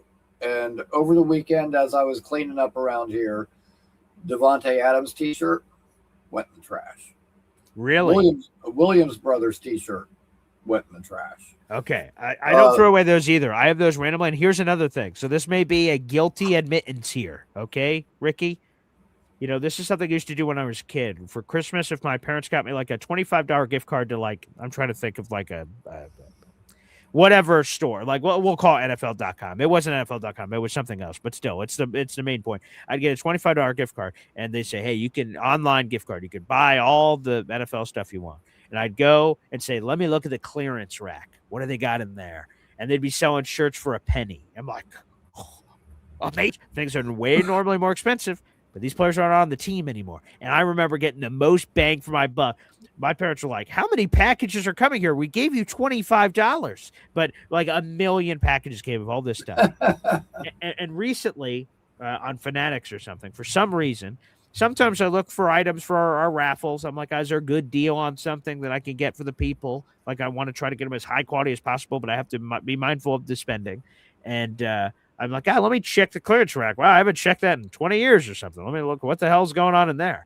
And I saw a Devontae Adams shirt for $2, like the jersey shirts. I don't normally have a lot of those. I prefer the actual jerseys than jersey shirts, but I said, and it was $2. There was a Sauce Gardner one, $2. I'm like, damn, fine, I'll do it. So I have not worn them yet. They're unopened. They're brand new in a package, literally in front of this desk, because I have like a duffel bag of all the prizes for future raffles and everything, and it's sitting in there. And I doubt anyone's going to want it for the raffle, so I may just end up slapping it on and it'll just be random wear. So I did buy those over the last couple of months. Yes. Right. Well, you know, and as I was going through stuff, I picked up that Williams Brothers shirt, and I've got a couple of them. I got one that just says the Williams Brothers, and it's got like two hands shaking. That's actually really cool. I'm probably going to keep that one, but this one was. Both of the ones I threw away were kind of like a collage of different photos with the lettering across the top. And I picked up that Williams Brothers jersey, and immediately, like we were talking about, the difference between Quinnen's last game and the first game in Dallas, that popped into my mind. And then that atrocious Jacksonville showing by Quincy. And I was thinking about those two particular things and looking at it, and I was like, fuck that. I just threw it in the trash. And then the Devontae Adams, like, there wasn't even a minute of reflection. As soon as I laid eyes on that thing, it went in the trash. I'm thinking, oh, Mr. Big Man, the Jets have culture problems, and he had to come in and give this speech. And then the first friggin' thing he does when he left here is like, oh, you could be at home during the playoffs like the Jets or whatever that comment was. He did it. So for folks who missed that, the Rams-Panthers playoff game this past year, I'm just watching from my couch, right? Of course, the Jets aren't in the playoffs. They haven't been in the friggin' playoffs in 15 years. But I'm watching the pregame because, like, you know, NFL playoff games normally don't run over each other. So they're their own standalone window. So I'm just on the couch. Let me tune into the Rams-Panthers game. This clearly has nothing to do with the Jets, but let me watch. They're interviewing Devontae Adams, and he makes that comment you just said. You know, hey, well, what's it feel like being in the playoffs? Better than being at home like the Jets or something. And I'm sitting alone on the couch, and I go, what the fuck? Whoa, where's the straight? I'm still a little sick, so my chest this week, so I can't get too excitable, or all of a sudden it sends me into a coughing rage. But, like, I'm like, where did this random stray bullet come from? What did we do to Devontae? We traded for you. We connected you with your quarterback. We did everything you and he could have wanted. What did we do to you? We let you go. We cut you. We could have held on to you so you didn't go to the Rams, but we didn't. We let you go. What's the beef with the Jets? I get it. Apparently the Jets are the punching bag for everyone, but it's a Rams-Panthers game. Where did the Jets even come to the mix? That was clearly on his mind to share with the universe. For what reason, I have no idea. So that makes me never want to wear that shirt that's in front of this, the jersey shirt. But I'm hoping I forget that whenever I put it on for the first time randomly, like in the next week, I'm like, nice. And then I'm going to think about that. That will make me very angry. But I could not believe that last year in the playoffs, Rams, Panthers, Jet shot. Yep, and you know what? Not for nothing, but Rodgers has taken a couple shots since leaving as well, and it's like, and these are the guys that we were counting on to turn this thing around. Right. A couple of self-entitled, self-important hypocrites that, hey man, those guys are professional athletes, big tough guys, but what a couple of bitches. How petty to do that. You know what? You're not a man's man when you go for the easy target and kick somebody when they're down. Show some fucking class, guys. Come on. 100%. And look at this. Let's give a shout out here to Chef Kevin Gilbert. We've added this to your raffle ticket total of $5 super chat coming in. And I know we have a member shout out. I'll get to that as well here in just a second. But here it is from Chef Kevin Gilbert. Wow. Good morning, Boy Green and Ricky New York Live. I'm a sucker for Jets gear. My most recent purchase I hate and still own is my Dalvin Cook authentic jersey. SMH. Let's go Jets. Oh, wow. I do not have any Dalvin Cook gear.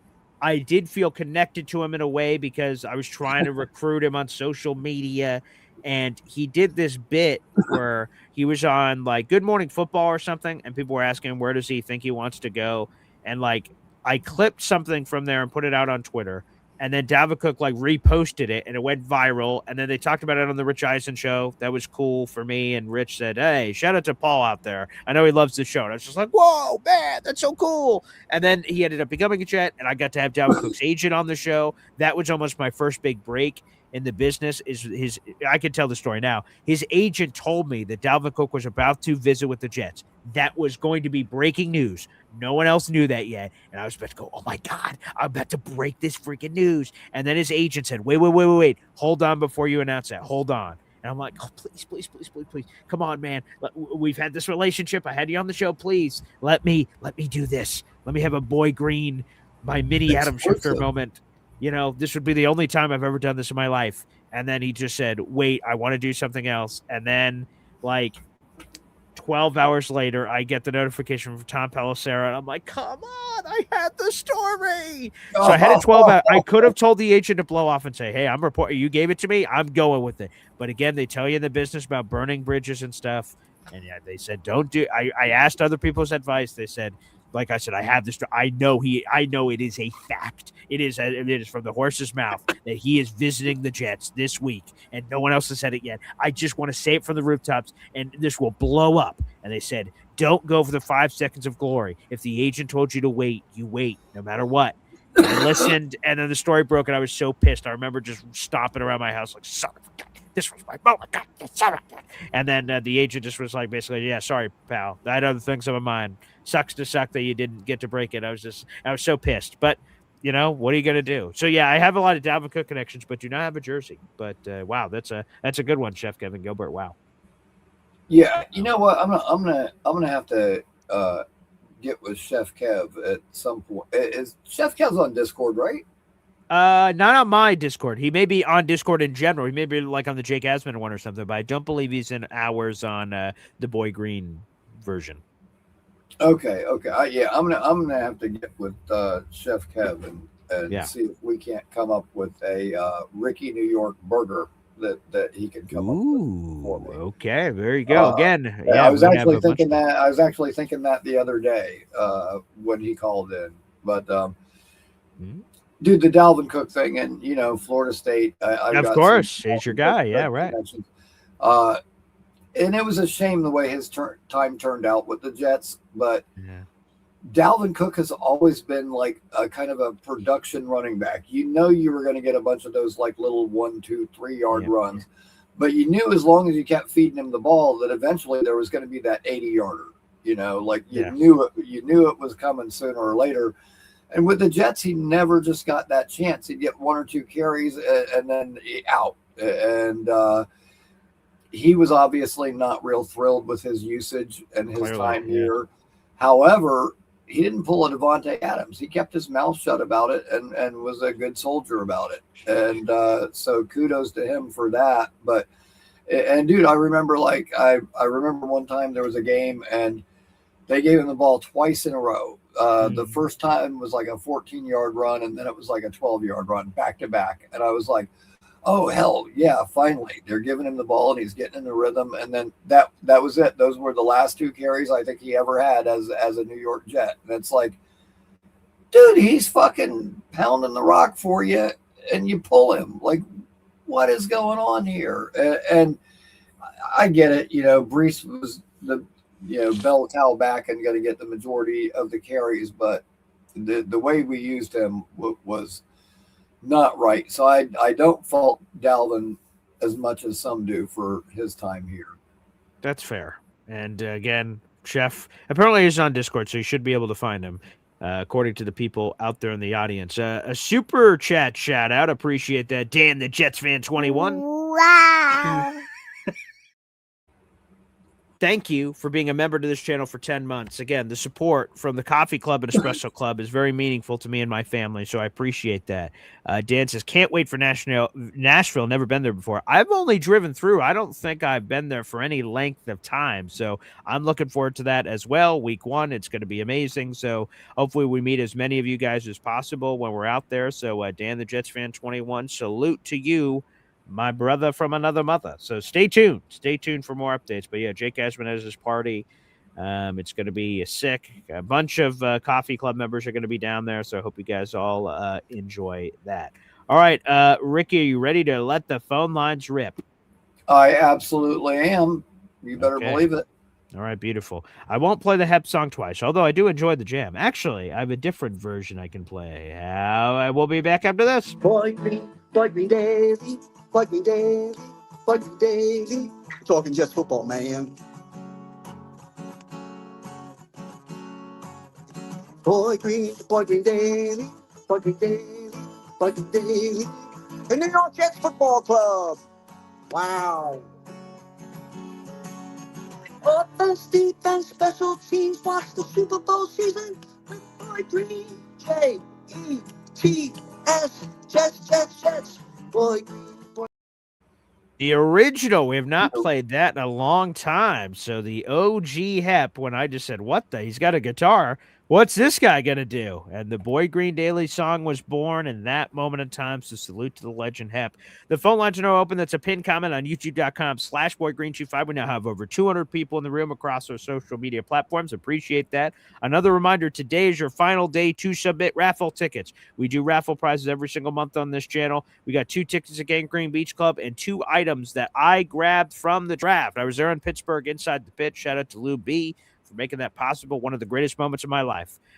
No question about it. And when I potentially move into my new office here in the near future, I got these beautiful canvases from the draft with Curtis Martin and, of course, with David Bailey that I can't wait to hang in the office and make it look all cool. So hopefully that's happening here in the near future. I would love to show all those off. So hopefully we're doing that soon. So, again, a few prizes from my adventures coming up here shortly. So beautiful. So guys, make sure you get those in.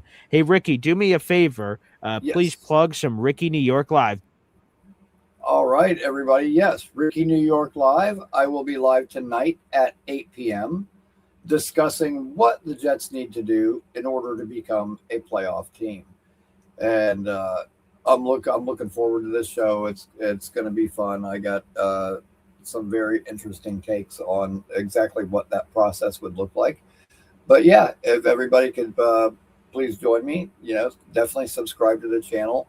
That way, always know when we're going live, never miss a show. And we've got a lot of really good stuff coming up in the near future for you.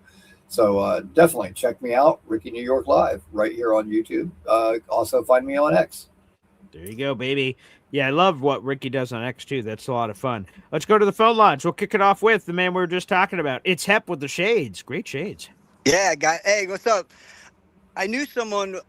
Good to see you, Ricky. I'm glad you're out there, and I'm praying for you. Hope a gig lands on your lap. Thank you, man. I appreciate it. Yeah, I know someone I'm a Facebook friend who has ALS, and he posts all the different things, his progression, and his arms are really like stick figures now, and it's a hell of a disease, man. That's not the way I'd want to go out for sure. And so my heart goes out to Chris Johnson. He was a hell of a running back when he played with the Titans. I was really hopeful when he came. I was like, man, that guy's a speed demon. He's going to be great. But it never panned out with the Jets like it did over there. But, I was really hopeful. And but what else? Oh, I had seen today on Facebook Marketplace the craziest thing. It was a Stratocaster guitar, but it was a Jets guitar. It had all the Jet logos and all this stuff. Cool. Yeah, it was like $125, and I was like, I don't know. I can't. Maybe if I was in a different spot, I would get it. Yeah. But it was still. I was like, holy shit! What are the odds of that? A guitar with a bunch of Jets logos. Oh yeah, there you go. There's Ricky's. Oh, there you go. Nice. Oh, it was similar to that. Yeah. It was a Strat though. All right. So I don't have much going on, as far as football news and stuff, but it's just a dead part of the season. What do you have coming up this Friday with Bob? Is it a regular show? Yes, at this current moment in time, outside, I'll have to double check my Bob schedule because he just sent me. I can't remember when he comes back from Israel. I don't believe this Friday show he'll be in Israel. I believe he's back in the States. So I got to double check the schedule. He said he did book a few things. So yeah, maybe we will immediately go belly to belly with Super Bowl Hero. Okay. The one thing I asked him, I said to him, I'm like, because he said, hey, what dates are good? I'm like, anytime would be awesome. I don't want to be picky. However, if it happens in this window, that'd be great. And I said, I don't know how the former players will react about coming on the day before July 4th. I don't know if that's a thing for wherever they're going. But I said, if they're open, I do a show I'm doing a show on July 4th, for God's sakes. I'm doing a show every day, so it doesn't matter to me. And so we will see if he ended up booking it for that third. If so, we'll do some promotion early this week. So there's a chance it's one of our Super Bowl guys. Okay, great. Thanks, guys. I'll see you on the rebound. Appreciate it. Right on, man. Have a good day. Yeah. There you go. Hep in the glasses joining us here on the program. Speaking of like random Facebook marketplace items, I'll give this plug. I mentioned it on the Espresso Club. This is an exciting time for me and my family. I keep mentioning this maybe future office thing I move into. I've placed an offer on a home. It was accepted. We're going through that process, which is amazing. This will be the first house I've ever owned in my life, potentially. So this is amazing news. The house buying process is expensive, which I knew when I put an offer in on the home from the first place, but one way to alleviate any stresses or pressures that exist out in the universe is I'm grabbing items from my personal Jets collection that I quite frankly had no intention of ever selling. I had planned on burying all this with me if anyone would see my body in the casket for my Jet stuff that was going down with me. But I've got a family and I want to do things for them. And I thought a cool thing to do would potentially be to sell some of these items to members of the coffee club or the espresso club that are out there in the universe. So I've got some cool Jets items. Again, if you go to our YouTube post section, you will see it exclusively. Members only can see that. You guys can check out the items that I potentially have on sale. Not potentially, they're on sale from my Jets collection. But I'll give a nod. If you're on Discord, you'll see it in there. If you're a member to the channel, you'll see that in the YouTube post section. Feel free to reach out to me with emails. I'm taking offers, and we will see on some autographed Jets merch from recent yesteryear and from yesteryear of Jets, some Jets legends. So I'm doing some cool stuff. So again, make sure you guys reach out. The email is paulaesdenjr@gmail.com, or of course on any social media at boygreen25. You can DM me. We could negotiate back and forth. 100% of the proceeds are going towards my new home. So if you guys are interested, let me know. It'd be cool. I'd feel better if I got some new money for the home and you guys got a badass item for your house. If that can work out for everybody, God bless America. So again, if any of that interests you out in the universe, again, more details on my YouTube post section. That's the written content you can see for the YouTube channel. You'll see the tab for, or just go to my Discord. You guys will see all the information there. So big salute to y'all in the audience. Okay. Yeah, all these people, like, okay, let me ask you this, Ricky. Okay. So you've heard the Omar Cooper Jr. draft card thing that I have? You've heard about that? No. Oh, well, okay. I love I have talking not. about it because I love the sound of my own voice. Here you go. So I was at the draft, long story short, and I'll do a fast-forwarded version here. But long story short, I was at the draft, and the Jets draft David Bailey. He's there. They have a draft card that says, like, with the number 2 overall pick, the New York Jets select David Bailey. They read out the card. If the player's there, they give the person the draft card. Here you go. You get the draft card that I just read out. It's part of your collection of crap that you get from being at the draft. If the player is not there, I did not know this, they give that draft card out they either throw it away, auction it off to charity, or give it to someone in the audience live at the draft, the actual draft card.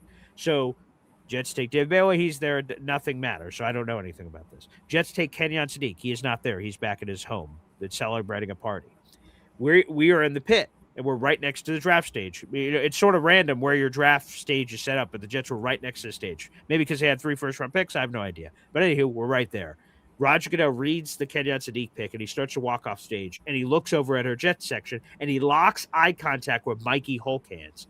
And Roger Goodell's holding the card, and he, like, puts it forward, like, almost saying without saying, do you want this? And Mikey's like, hell yeah. And he walks up to the draft stage, and Roger Goodell gives him the draft card for Kenyon Sadiq, and he has it as this beautiful memento. And I was like, whoa, that's a thing? I didn't even know that was a thing. That's amazing. And I say to them and myself, well, if the Jets trade back into the first round, hopefully me and him are making eye contact, because that would be the most coolest, awesome thing of all time.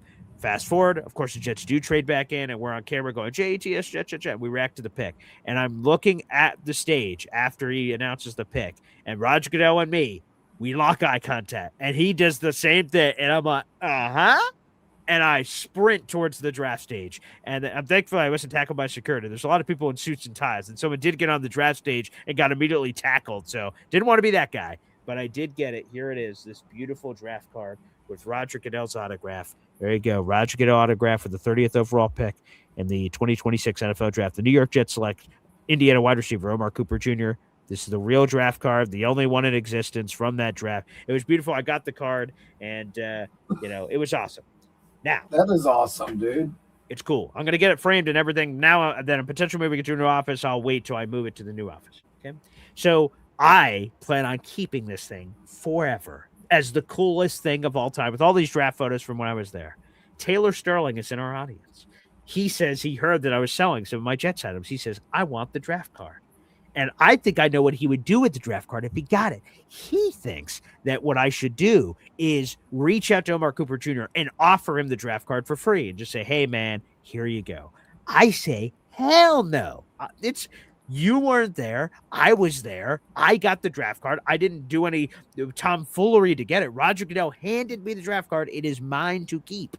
And I said, I plan on keeping it forever. Taylor Sterling's like, what a jerk. You should give it back to the guy. It's his draft card. So anywho, it turned into this whole thing of like him saying that. And I said, absolutely not. I said, if somehow Omar Cooper Jr. overheard that I had it, which again, I'm not being secret. I tagged him and said, congrats, Omar Cooper Jr. on being there. So he knows, or he was too busy and didn't see it, but I made it very public that I have it.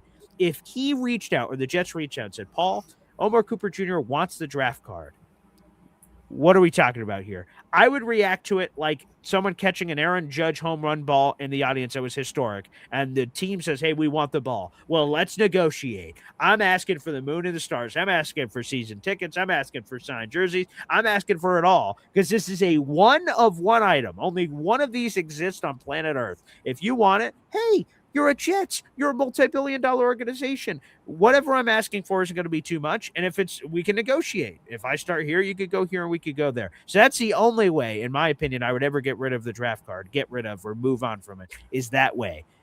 Am I in the wrong? Is Taylor Sterling in the wrong? Taylor Sterling says I should just give the draft card back to the player. And if he gives you anything, that's like you finding money in the street, basically, and giving it back to its rightful owner. God bless America. If they do anything for you, nice. If they don't, who cares? What say you, Ricky? try to settle this? Oh, geez. That's a tough call. Okay. There's one part of me that can kind of see Taylor's side of it, but I'm gonna have to lean to your side actually. Yes. I got that Joker. I'm sorry. I would probably keep it. Unless there was some sort of deep personal connection where, like, oh, I followed that guy his whole college career. He's my very favorite players in all of college football ever, or something, like, maybe. But nah, I'm leaning your direction. I would probably keep it myself. Which, by the way, is the right answer, Ricky.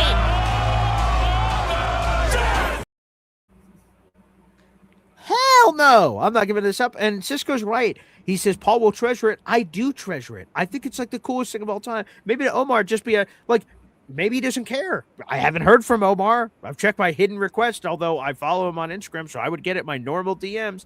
If he cared about it, he'd reach out. And if he did, then we could chat. If he doesn't, who cares? I want to keep it. And I'm not saying all this because I'm baiting him and I want a response. Personally, I hope I keep it forever. I don't want anything from the Jets. I want to keep it. It's no deal. I want this. But if they reached out, I would think about it and say, all right, this is what I'd want. And I wouldn't want to, I want to make sure I got my bang for my buck for a one-of-one thing. So hell no to the people out there in the universe.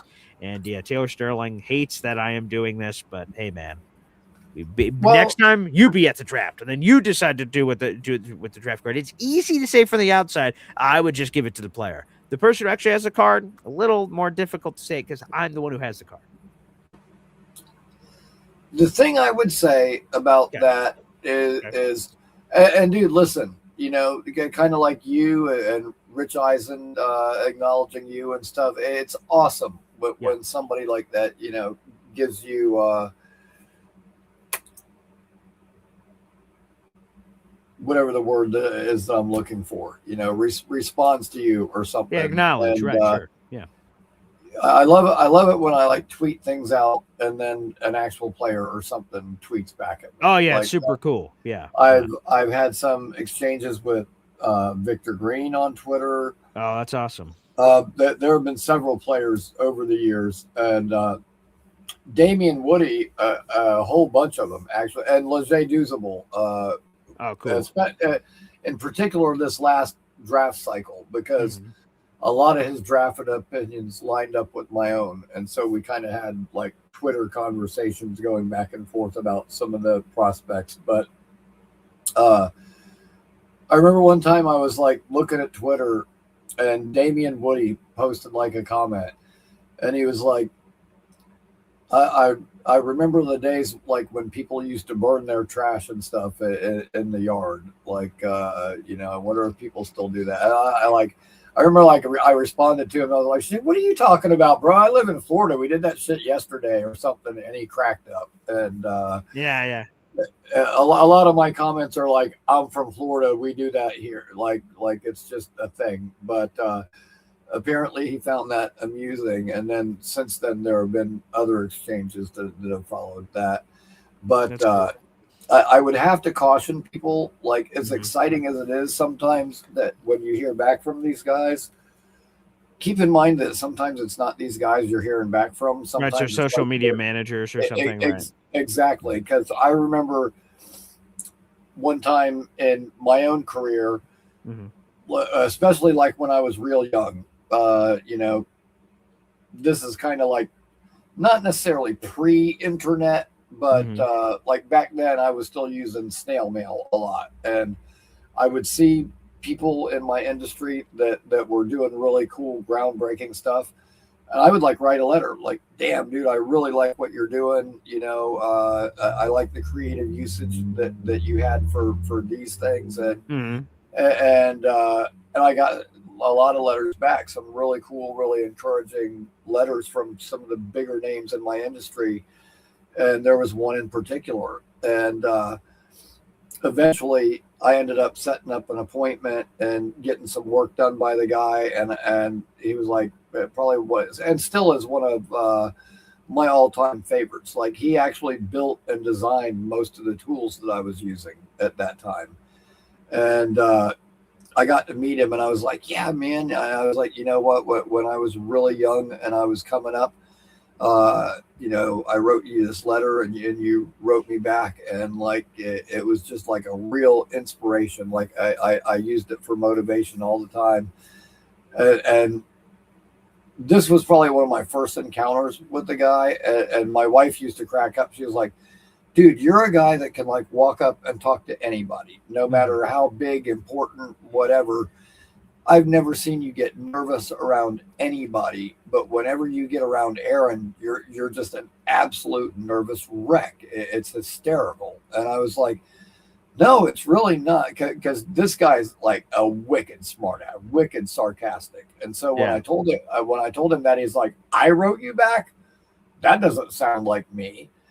And I was like, oh yeah. And I was like, I've always kept that letter. I actually have it with me. And he's like, no way, let me see it. And so I pulled it out and I hand it to him, and he's reading it, and he just starts cracking up. He was like, oh my God, hang in there, dude, you'll make it. He was like, I would never say some shit like that. This is hysterical, bro. He was like, this is the girl that used to be our secretary. She handled all that social media stuff. And dude, like, he thought it was just hysterical and the funniest thing ever, because I guess he really didn't take time to write or respond to a lot of people. But like, it crushed me, dude. I was like, oh man. And he didn't mean anything by it, but at the same time, like, read the room, dude. Let me just tell you, Ricky, if I was if we switch places and I realized that I didn't write the letter, I am going to let you go to your grave thinking that I wrote the letter because it seemed like it was so meaningful to you. For me to like, I would never write this. And then like, he thinks it's the most hilarious thing in the world, and you haven't shared what your opinion is of it yet. But if I were you, I'd be crushed. Like, oh my God, I thought this was his inspirational letter this entire time, or some random secretary who wrote this. Like, I would let the dream. It's like kids and Christmas and all these other things. I don't mean this in a derogatory way. I mean, even me, if I was in your same position and I had that, I would hope the person would lie to me and say, you know what, man? Everyone needs a little pick me up in life or something. Say whatever the hell he wants. The fact that he said that is effed up, man. That's messed up. Well, you know what? I think that, like, I think for him it was really unexpected or something, and I think he was focused on the letter, not really me at that particular time. And as dejected as I felt that day, and I did, man, it's like he took my feelings and stomped them. But I know he didn't mean to.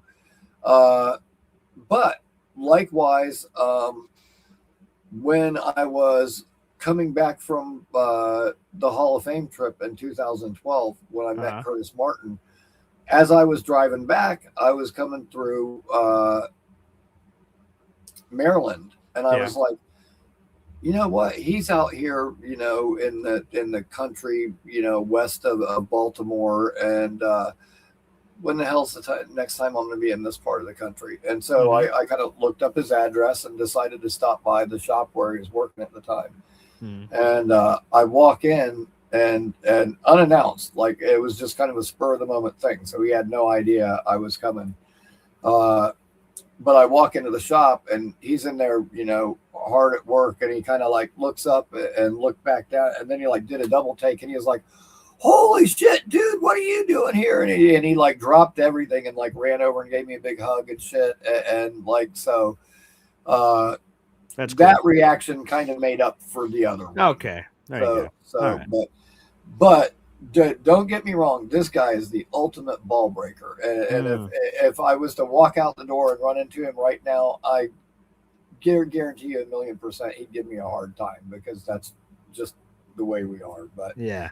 Oh, wow. Yeah, man. Like, back to my original point. It's awesome when you can reach out and these guys respond to you. Kevin Mawai, I've had a couple of really brief exchanges with like that, which I think that's when I was on my get Kevin Mawai in the Hall of Fame crusade, which it was. And it worked. Yeah. It was a crusade. Like I was, and I've been on this one for the last several years. Like Kevin Mawai like we need to retire his number. Like I just, They're so slow on a lot of these jersey returns. I don't know why the Jets are this way. They didn't. The Ring of Honor thing didn't become a thing until like 2015 or something. So they were super behind on that too. Yeah, I don't know why. I just don't want to see like another Greg Von Rotten or some really slouch ass, not good offensive lineman wearing the number 68. It pisses I don't blame me you. off. And one of the very first time I think I went to MetLife, and because I'm out of market, one of the few times I've been able to go was in 2012, opening day. We kicked the shit out of the Bills. Oh, I remember that game, 48 to something. Right. But when we got there that day, they gave out these little green like hand towels, and they were Curtis Martin, commemorative towels because they retired his number that day at halftime of that game. And dude, I've got that towel hanging up on my door right now. I love that. And that's not a one of the kind thing like your draft card. Sure, right. Because everybody got one that day. But still, like, dude, that's something is, I will always keep. And how many people still have theirs too? You treasure it. Some people may have gotten rid of them. You may have one of the only ones left. You know what? And believe it or not, the thing is hanging up on the wall. It never moves from there or anything else. It doesn't get used for anything. Sure. Somehow it's got a spot in it that looks like it's wearing thin. It's actually getting threadbare and it never moves. Like that's crazy. I guess maybe just over time it's deteriorating on its own. I guess, that's above my scientific pay grade, but yeah, I guess. But I looked at it the other day and I'm like, how the hell is this thing wearing out? It's tacked to the wall. It doesn't never move, But, dude, there's just certain things like that. My Curtis Martin towel, my Curtis Martin picture that just, will always be part of me that I'll always treasure. Yeah, I love these stories of hearing what other, like mine is this Omar Cooper card. I have other Jets cool things. Like, again, up here, it's hard to see now. Again, hopefully my new office, I have different things set up, but I have a helmet that was autographed by the entire New York Sack Exchange, and unfortunately the Soldier of Peace, Abdul Salam, is no longer with us. 3 of the 4 members are still alive, and I have that, and I won that in a random auction contest, and I got, again, I'm been a very lucky individual in my life, so I have that cool item, and I hope I have it even more prominently featured in however I envision this new office potentially to look like. So I'm very lucky to have some really cool stuff. And I see Dan the Jets fan says this, and then there's a comment from Mark I want to get to, and then we want to get back to the fun lines here. So Dan the Jets fan 21, super chat. Wow. Okay, I heard this is another potential point of consternation. So Dan the Jets fan 21, $2 super chat, thank you. He says you should try to get that draft card signed by Omar Cooper Jr. as well.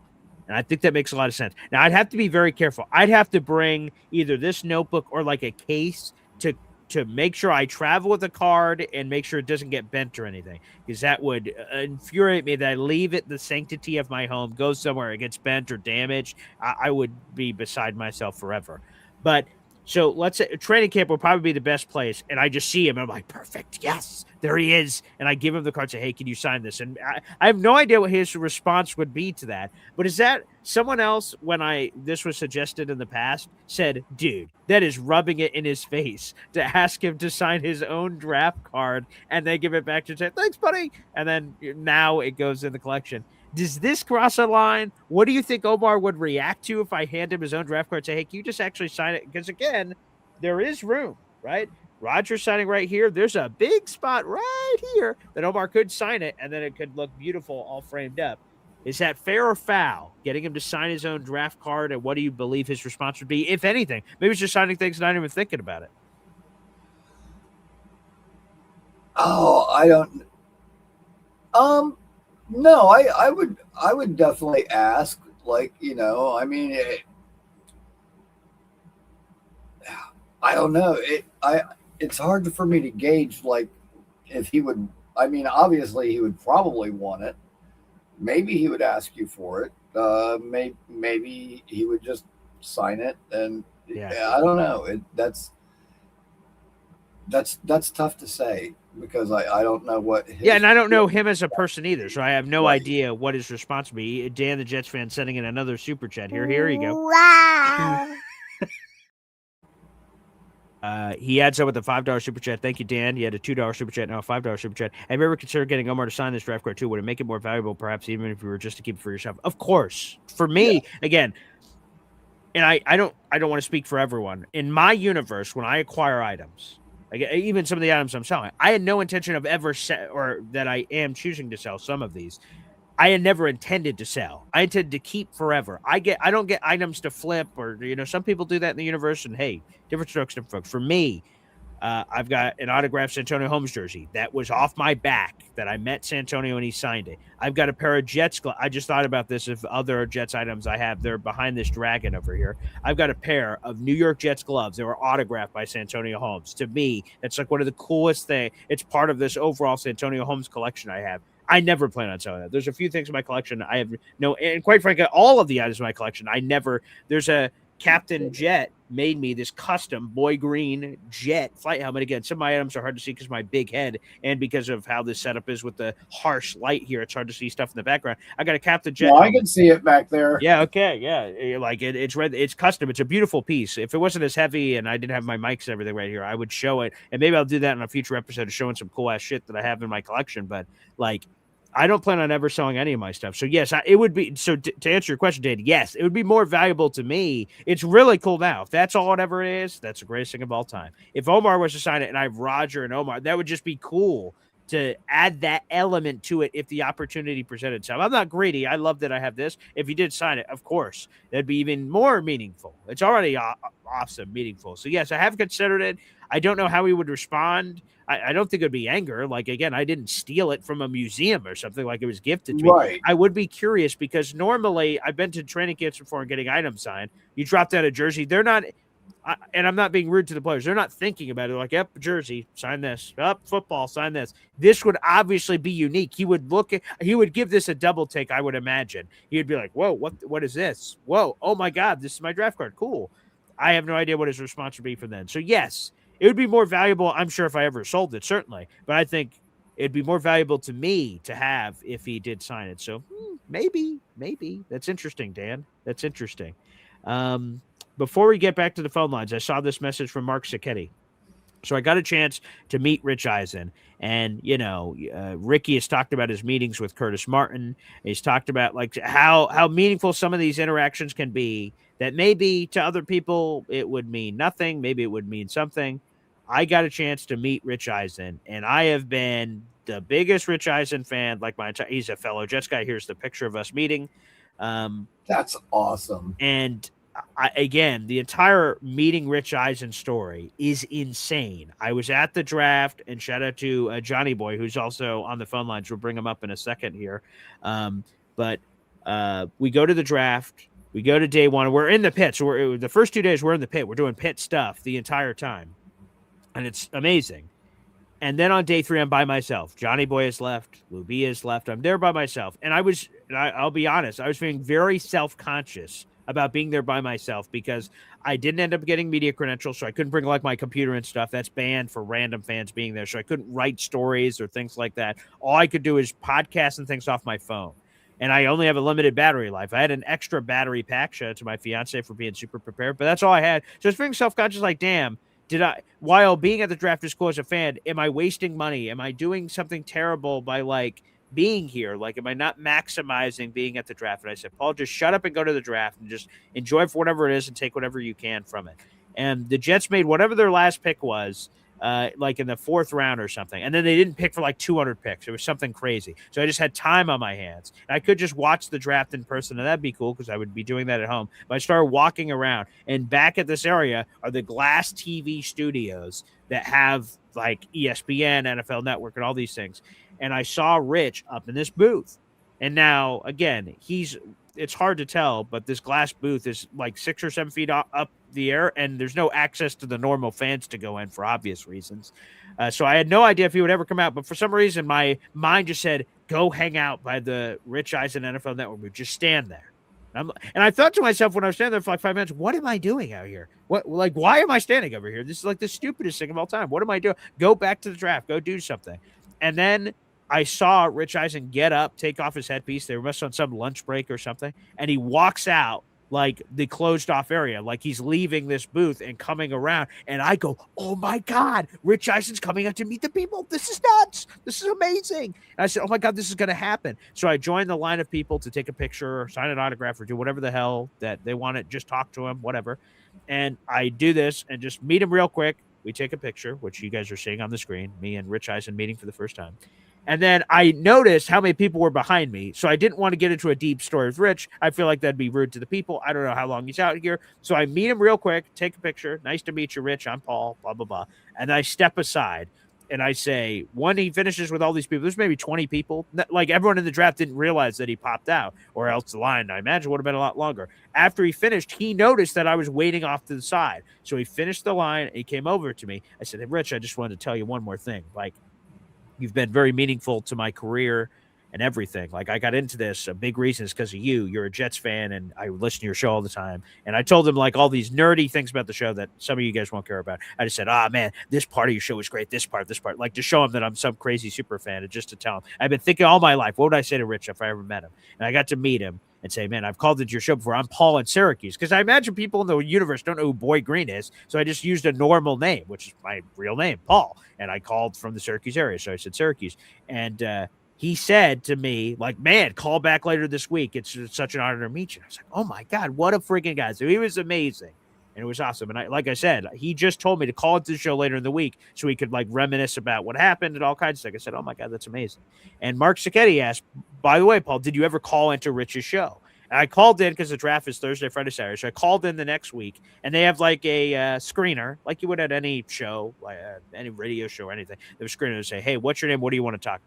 I said, oh my God, my name is Paul in Syracuse. I call in sometimes. I get to meet Rich Eisen. And I had these things I wanted to say to Rich about meeting him. He said I could call in. And the screener basically said, yeah, we don't have time for that. Thanks. Have a good day. Boop. Hangs up on me. And I went like, damn. So that kind of sucked. Like that hurt because I was like, man, I had all these cool things to say. And to go full circle, because I didn't. So Mark, long story short, I didn't. But whatever, I got my moment with him. I don't need the show. I don't need the show to have this conversation or this moment with Rich. I had it in person, but I will say now what I would have said to Rich on the phone. I'm sure I'll call in the future, but to me, you talked about it a second ago, Ricky, about me put on pedestals, and sometimes it goes one way, sometimes it goes another. I put Rich on this pedestal. There was a chance that he was a jerk. He's like, pack it, buddy. I don't care about you, loser. I'm Rich Eisen. Screw you. He wasn't. He was one of the most genuine people I ever met. He locked eye contact. He asked questions about me, just as your Curtis Martin story. And that stunned me. I don't like, not that I thought Rich was a jerk. I don't know. Like, you never know till you meet the person. And he was so genuine. He heard the things I said. I mentioned specific things about the show that only a super fan would know. I said, this. And you just go, yeah. Thanks, Steve. It was Paul. No, none of that. It was genuine. It was honest. And I just wanted to, give him his flowers on his show. And maybe they would all think like I'm getting paid a royalty check on the side to say all this stuff to him. But it was honestly meaningful. And again, that just completed the draft thing was awesome. Without Lou B, I'm not even at the draft. So Lou B deserves a huge shout out. But like, that was just a crown jewel moment of like, damn, I belong. Like, man, that was awesome. And forever, I'm going to have that on my soul. That a shout out to Rich, right? That's that some awesome. of these celebrities take moments out of their day, whether it's an autograph signing at the Hall of Fame, or he just randomly says, let me go talk to the people. It was I'm sure they didn't say, the NFL Network crew didn't say, hey, go out there and go talk to the fans. He decided randomly to spend a few minutes of his day to go talk to these people. And to me, I'm going to remember this for the rest of my life. I don't know if Rich will ever remember it again, and he doesn't have to. But like that brief slice of his life he chose to spend with us out there is something I'm going to remember for the rest of my life. It's so cool that if celebrities get in this line of like, they get this opportunity where those minutes of your life mean everything to the other person, maybe nothing to you. It's so cool that they choose to do that. To me, that's the cool part. Yeah, that's great. And I know that you're a big fan of his, and that's awesome. You got to meet him. And hey, don't the Paul from Syracuse thing. Even if you were to call in as Boy Green, hey, I ran into that myself. Like I used to call back way before I thought about being a content creator. I used to call into the sports talk radio shows all the time, and there was one show, I worked overnights, and so there was one late night show I used to always call into, was JT the Brick Show, and I think it was Fox Sports at that time, which he actually now has a Raiders YouTube channel. But at any rate, I remember when I first started calling in, I'd call in and I'd be like, "Yeah, it's Ricky, New York," and they'd be like, and the guy was like, "Okay, you're Ricky from New York," and I was like, "No, I'm not Ricky from New York. I'm Ricky, New York." Yeah. And he was like, "Well, where are you calling from?" And I'm like, "Tampa." And he was like, "No, we don't let people name themselves, and we just don't do that. You're just Ricky from Tampa." And so for the longest time, I was just Ricky from Tampa until the Super Bowl was here, and JT did his show here, and I got to meet him and hang out. And like as soon as I met him in person, like I'm in all my decked out and all my Jets gear, he was like, "Holy shit!" He was like, "I had no idea you were so hardcore, man. Like you are a hardcore Jets fan." And he was like, "Man, I appreciate you calling into the show all the time." He's like, "You know what? Your drinks are on me the rest of the night." And I was like, Whoa. I don't drink, and so does our free refill. So, but thank you anyway. And he was like, "Well, you know what? In that case, your food's on me. Whatever you want is on me the rest of the night."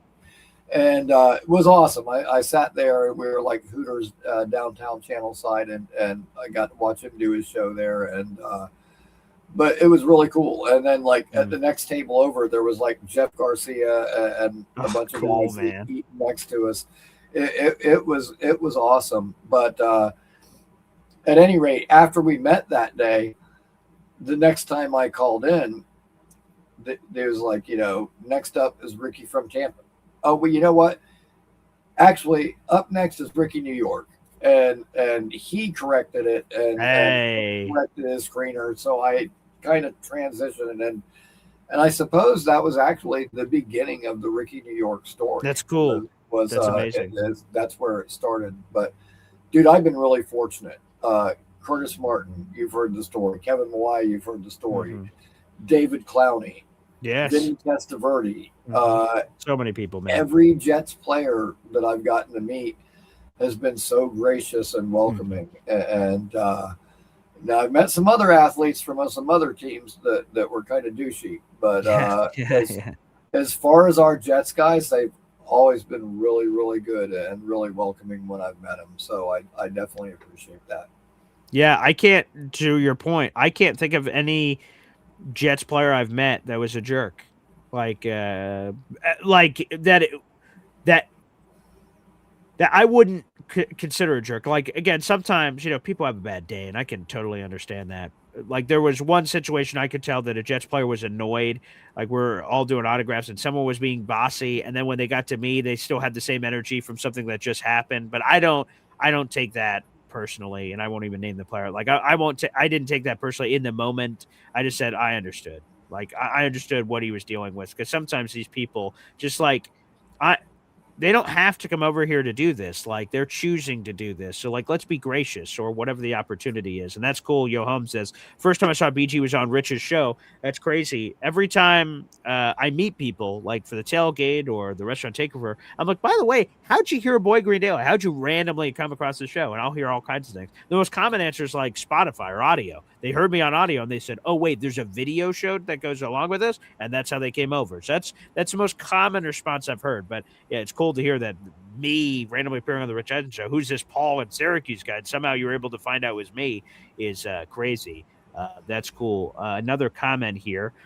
Craig Mechanic says, good morning, Coffee Club and Espresso Club. The weight loss challenge just cost me my phone. I walked 4 miles yesterday and the phone got hot and now I'm screwed. Guess I'm off today. Oh boy. Wow. Okay. Well, sorry, Craig. That's unfortunate. I have a treadmill. It's not a full-size treadmill. It's a treadmill in the house. It's got a remote, but we can't keep it down because the kids will, God, I don't even know what they'll do to it. And so I have to like hide it. and I got to hide all these other things so they don't take it. And then I'm like, oh, wait, where the hell did I hide that thing? And so I had yesterday, it caused a whole issue. So I just said, screw it. I don't need the treadmill. I'll just walk around the neighborhood and walk the miles I need necessary. But yeah, so sorry, Craig, that cost you your phone. But I'm glad everyone's been doing the weight loss challenge. It seems to be working out. Again, we got to get Ricky on the weight gain program, for God's sakes, not the weight loss program. To get some Brutus beefcake over here, some meat on those bones. That is for sure. And yes, I do eventually want to get a Jets tattoo.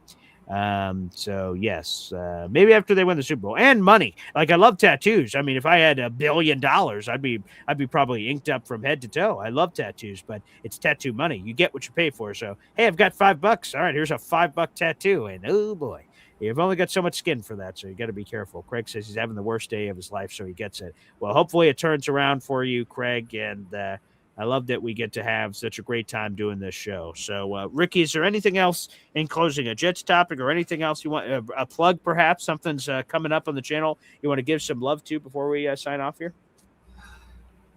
No, that I think we've pretty well covered all the topics this morning. Once again, I would like to reiterate, thoughts and prayers go out to Chris Johnson and his family. Absolutely. And, Craig, I'm sorry to hear about your phone and stuff, but hey, man, like, just keep going, keep plugging along. My wife brought that up the other day. She was like, what's that saying on the picture from Curtis? If you're going through hell, don't stop. Which, dude, that was like, I read that. Curtis said it. It was like in an interview in like Jets Confidential, like back when you used to like the month. I used to get the paper to the house. Yeah, the paper version. Yeah. That's where I read that, and for the longest time, I thought that was his quote. That I heard him say it, and later on, I found out that he was actually quoting Winston Churchill. That actually, great person to quote. Isn't his quote, but. Yeah. But yeah, man, I mean, like, sometimes when you're going through hell, like, there's nothing you can do except just keep going. So, you know what? That's my closing thought. Good closing thought. A couple of weeks ago during a show, I was doing a show, and a comment popped up in the chat, and it said, Ricky, I appreciate you and all of you content creators so much. It's like therapy for me. I can't say how many times I've been feeling down that you picked me back up again. And I actually got like emotional when I read it because like I didn't expect it or see it coming at all. And I hear that word content creators all the time. And when I hear that word, I think of you and Jake and Nick Shine. But for whatever reason, I didn't put myself in that same category. I don't know why. Maybe because I haven't been doing it nearly as long or whatever, but like I didn't think of my own self like that. But this person obviously did. And it meant a lot to me reading that. And thinking back over the last year or so, all the people that talk about, dude, I love your positivity. I love that you always have that optimistic outlook on things. And like I said, I think part of it is because I really, truly believe in this current rebuild and that they've done it the right way. So I'm able. It's not really. It's more confidence than anything else. But I'm just really pleased that I've been able to help people, get people through some things, pick people up when they're feeling down. That means the world for me. And there's a lot of people out there going through a lot of different things that could use a pickup. And not everybody's got somebody to help them through what they're going through. Some people are going through stuff all by themselves, but if I could in any way help people, I'm really, really happy that I was able to do so. Well, Ricky, I don't know if you need to hear this, and I don't think you need to hear it. I think you should already know it, but you belong. You're in our community. There's no seniority card. You didn't give me one up. Month number 3. Let me hole punch you. Okay, here you go, Ricky. All right, keep going, young camper. Here's your Boy Scout badge. No, you are a Jets content creator, just like any of us. Jake, Matt, name them all. It doesn't matter. We are a family. We're all together. There's a piece and place for everyone. Again, I told that story already. The delay, the only reason I started YouTube in 2020 instead of 2015 or whatever, I was like, man, there's so much already out there. Where do I fit? And then one day I just said, Paul, shut up. You make oh boy, there's no door here. Blow a hole through the wall. That's your door. You make your own door. You pick your own destiny. You choose your path. You're a content creator now. You're doing it. And then again, you build more confidence the more you do it. So Ricky, you are one of us. And I hope my words put to action, you're a co-host on this show. You're not just a caller, which again, there's nothing wrong with the callers. You are a co-host on this show. So to me, and again, not to put myself on some elite pedestal or anything, I'm just saying on this show that I do every single day, I consider you 1,000% an equal. And I love debating our Jets topics or very serious things like the ALS thing or a Jets topic of article. I consider us absolute equals, as I do with the callers, but in a different sense when you're co-hosting a show and have to run that gambit. So you are 1,000% one of us. I don't think you need to hear that, but if you think you need to hear that, then boom shakalaka. Welcome to the club, mother blanker. You're here. And before we go, Johnny Boy is here with us. JB. Hey, Ricky. Fellow content creator. What's up, Pat? Oh, yeah, man. Hey, look. And if somebody says anything about being a Jets content creator, you know what I always say? Fuck them. It don't matter. That was going to be suck it, but yeah, I guess it's also 2 different words, so sure. Oh, yeah. My bad. It is 9:50 in the morning on a glorious Tuesday. Sure, certainly. Which, by the way, I just wanted to ask you guys, I know with everything going on with the Jets and everything, but the World Cup is on. Have you guys been watching that at all? Or am I like the lonely individual that has been so hyped up about the damn World Cup? Because it's been an amazing World Cup. Last night, back-to-back games, going to overtime, then into penalties, and it's just a crazy shootout. Anything? Yeah, Ricky could speak for himself here in a second. I've been watching it. Like, I don't know. I'm trying to think of that like guy in your office. It goes, haha, USA, USA. And like, he has never seen 2 soccer games in his entire life, but he's like, hey, like I want to be a part of the group. So like, I'm watching it because it's sort of a spectacle in that sense. I'm not watching every game. I'm like, all right, we got some Paraguay, Iraq action here. Nice. All right, let's rally. I will be honest. I have not been doing that. Shout out to my brother, future brother-in-law, Tyler. He's a huge soccer fan. He still plays it to this day semi-professionally. So shout out to him. Like he went to the France. I don't know who the Bosnia. I don't know. All these countries blend together. I don't know. He went to whatever it was at Gillette Stadium at 3:00. France, who's this team that can apparently win the whole thing, was there competing against some team. He was there and he was having the time of his life. I can respect that. I can respect the passion. I can respect the people who are into it. But me, I'm not a big soccer guy, to be honest. Ricky, feel free to answer that question. I'll be right back. Yes. You know what? I've had so much going on, and even if I didn't, I'm not really a real big soccer guy. I mean, I've kind of been listening to other people in the chat talk about it, so I'm aware of what's going on, but I haven't been I haven't really been tuned in. I've been focused on like real world stuff this last week or two, so I haven't. And honestly, I don't really follow a lot of sports aside from football 100%, college football 100%. Aside from that, basketball, I'm kind of more casual. And for quite a while, I was watching NASCAR, and but the last couple of years, I've just gotten so much more involved in football and doing all the draft, prep and stuff like that I've kind of quit watching that. And now that my favorite driver is gone, I don't have anybody to watch in that sport anyway. So I was a Kyle Busch guy too. I was, man. I was a really big Kyle Busch fan. And what he did to Tony Stewart, to me, to this day, is still the best thing that's ever happened but that dude has won literally in every single cup that he's been in. So, which is, and the youngest at the time as well. So, well, yeah, like when you could watch him go out and he'll do, you know, a 2.5-hour truck race on Friday and a 3-hour, you know, race on Saturday, and then, you know, a 4.5-hour race on Sunday.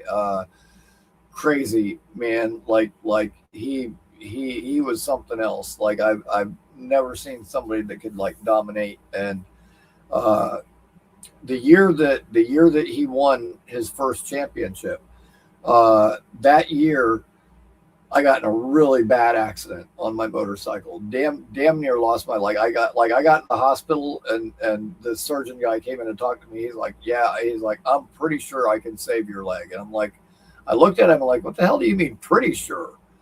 Like, that's not really giving me very much confidence right now. He's like, dude, you're in trouble. He was like, if your leg was any worse at all, he was like, I would have taken it from the knee down and not thought twice. And fortunately, he did a really good job, and I still do have my leg.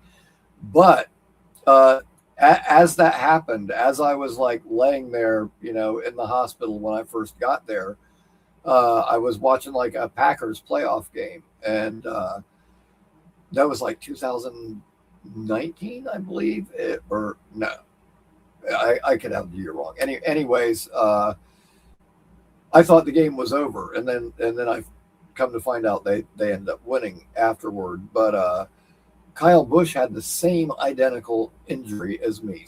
Snapped both of the bones in his lower leg, crushed his ankle. I mean, almost identical to mine. Dude, within 2 months, this guy was back in the car, earned enough points to get himself in the playoffs, and won the championship. And won the whole cup. Yeah. And me, it took me 8 months to walk again without crutches. So I'm sure his physical therapy people were much better than the non-existent ones that I had. But still, yeah, I was a huge fan of his. But yeah. Back to the original question, like I have not been able to keep up. Like I remember last night, they were talking about it in Weed the People show, and they were like, "Oh yeah, you know, this guy just missed 2 kicks in a row, and now the other team has a chance to win it." And I go, "Who the hell's their kicker? Doug Bryan?" And you know, and then the other team made their kick and won, and I was so tired, I can't remember what the team was that won with that situation last night. I'm trying to think. Mm-hmm. Was it Morocco or something? Like the game last night? Yes. Yeah. It was Morocco. Okay, I do have that right. And it's funny because last night I was like, as I said, I was tired, and I was thinking, God, I actually dozed off on camera a couple of times in the Hangout show, which I thought it was only for a second, but then like later on, I you know, popped into the chat for just a second, and they were talking about it, and I hear them say like, "Oh yeah, Ricky, man, like, woo, he was out," and then all of a sudden they start putting pictures up on screen, and one of them is me with like my hands in like the Darren Muji pose. And except for my eyes were closed, I was out. And there were a couple other pictures they screenshotted too. Apparently, I went out. How intense the World Cup is. Like, so the Ecuador national team is playing the Mexican national team, right? And they're playing in Mexico. And tens of thousands of fans found out where the Ecuadorian national team is sleeping at. So they all rallied up, are at the actual like hotel, which is a Westin, and they've been honking the horns, banging on drums, making a whole bunch of noise at that team since 6 o'clock yesterday.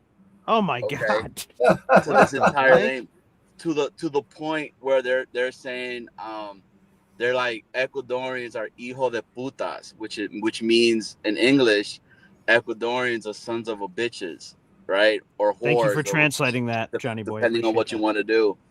But that's how crazy and intense this stuff gets into, to the point where like the fan base rallies that, and this is tens of thousands. I'm not just talking about like, like a few hundred people here. Thousands, dude. It's nuts. And I'm just like, man, imagine the Jets are in that position. To me, I take that as like giving them more ammunition to be like, all right, bet. So your fans are trying to get involved and all that. We're going to use that as more fire. All right. It's more wood that's, being put into the fire to get this crap going on. So I tell you this, man, everybody that's here, it's been awesome seeing all the different countries talk so good about the United States of America, and saying that they had a picture of Americans in such a different type of frame. And now that they got here, they're all like, oh shit, Americans are not bad. They're actually pretty good people and all of that, right? Like, oh, surprise, we're actually humans as well. And the biggest kicker that everybody's taking home to the point where they're literally stopping people at customs because it's just too much. It's ranch. Other countries I heard know about what this, ranch actually. is, bro. Yes, yeah. And it's That's the crazy. funniest thing, man. But hey, the Really? CJ stuff, Yeah. it sucks. Chris Johnson, Of course. that ALS is no joke, man. Yeah, man. I wish recovery, but I am as confident as you guys are in this season. I think that it's going to be a winning season. It's going to start it for us, and why not have a want to get into the playoffs? If you go into a fucking season and are like, oh, we're only going to win, 6-7 games, why the hell are you playing the game for? 100%. That's that. You want a damn winning season. You want to go to the playoffs. And yeah, you're damn right. You should have Super Bowl aspirations and not fucking be like, oh, I just want to, just make it 8 games so we can win and we'll be okay. Yeah. Anyways, I do apologize about cursing. I'm just so by the way, we immediately got a message from QW Boy on Twitter. Johnny Boy cussing up a storm in the AM. LOL. Wow. In Spanish and English. Yeah, multilingual. Which we appreciate here with the World Cup going on. Thank you for our international listeners. Thank you. I mean, or is this Johnny Boy? I don't know. That's an interesting question. Well, Johnny Boy, God bless, buddy. And I'm sure you were going to say next champions, blah, blah, blah, blah, blah. Great. All right, Ricky. Well, we gave our final thoughts already. A bonus caller at the end, a 2.5-hour show on June 30th. Who would have thought? Not me. By the way, here's another fun nugget. We are less than a month away from the first training camp practice for the Jets. That is coming up on July 29th. It's June 30th. We are under a month away from the first practice. And even less than that, if you're talking about rookies reporting and stories start to bubble with rookies reporting, veterans reporting, rookies report on July 25th, veterans report the 28th. The next day is practice. So it's cooking, baby. It's cooking. I'm really excited. So everybody make sure you go subscribe to Ricky New York Live. I'm looking forward to this topic that we discussed earlier in the show. So should be a fun time. Ricky, you're the best, baby. All right, man. Appreciate you, Paul. Thank you so much for having me.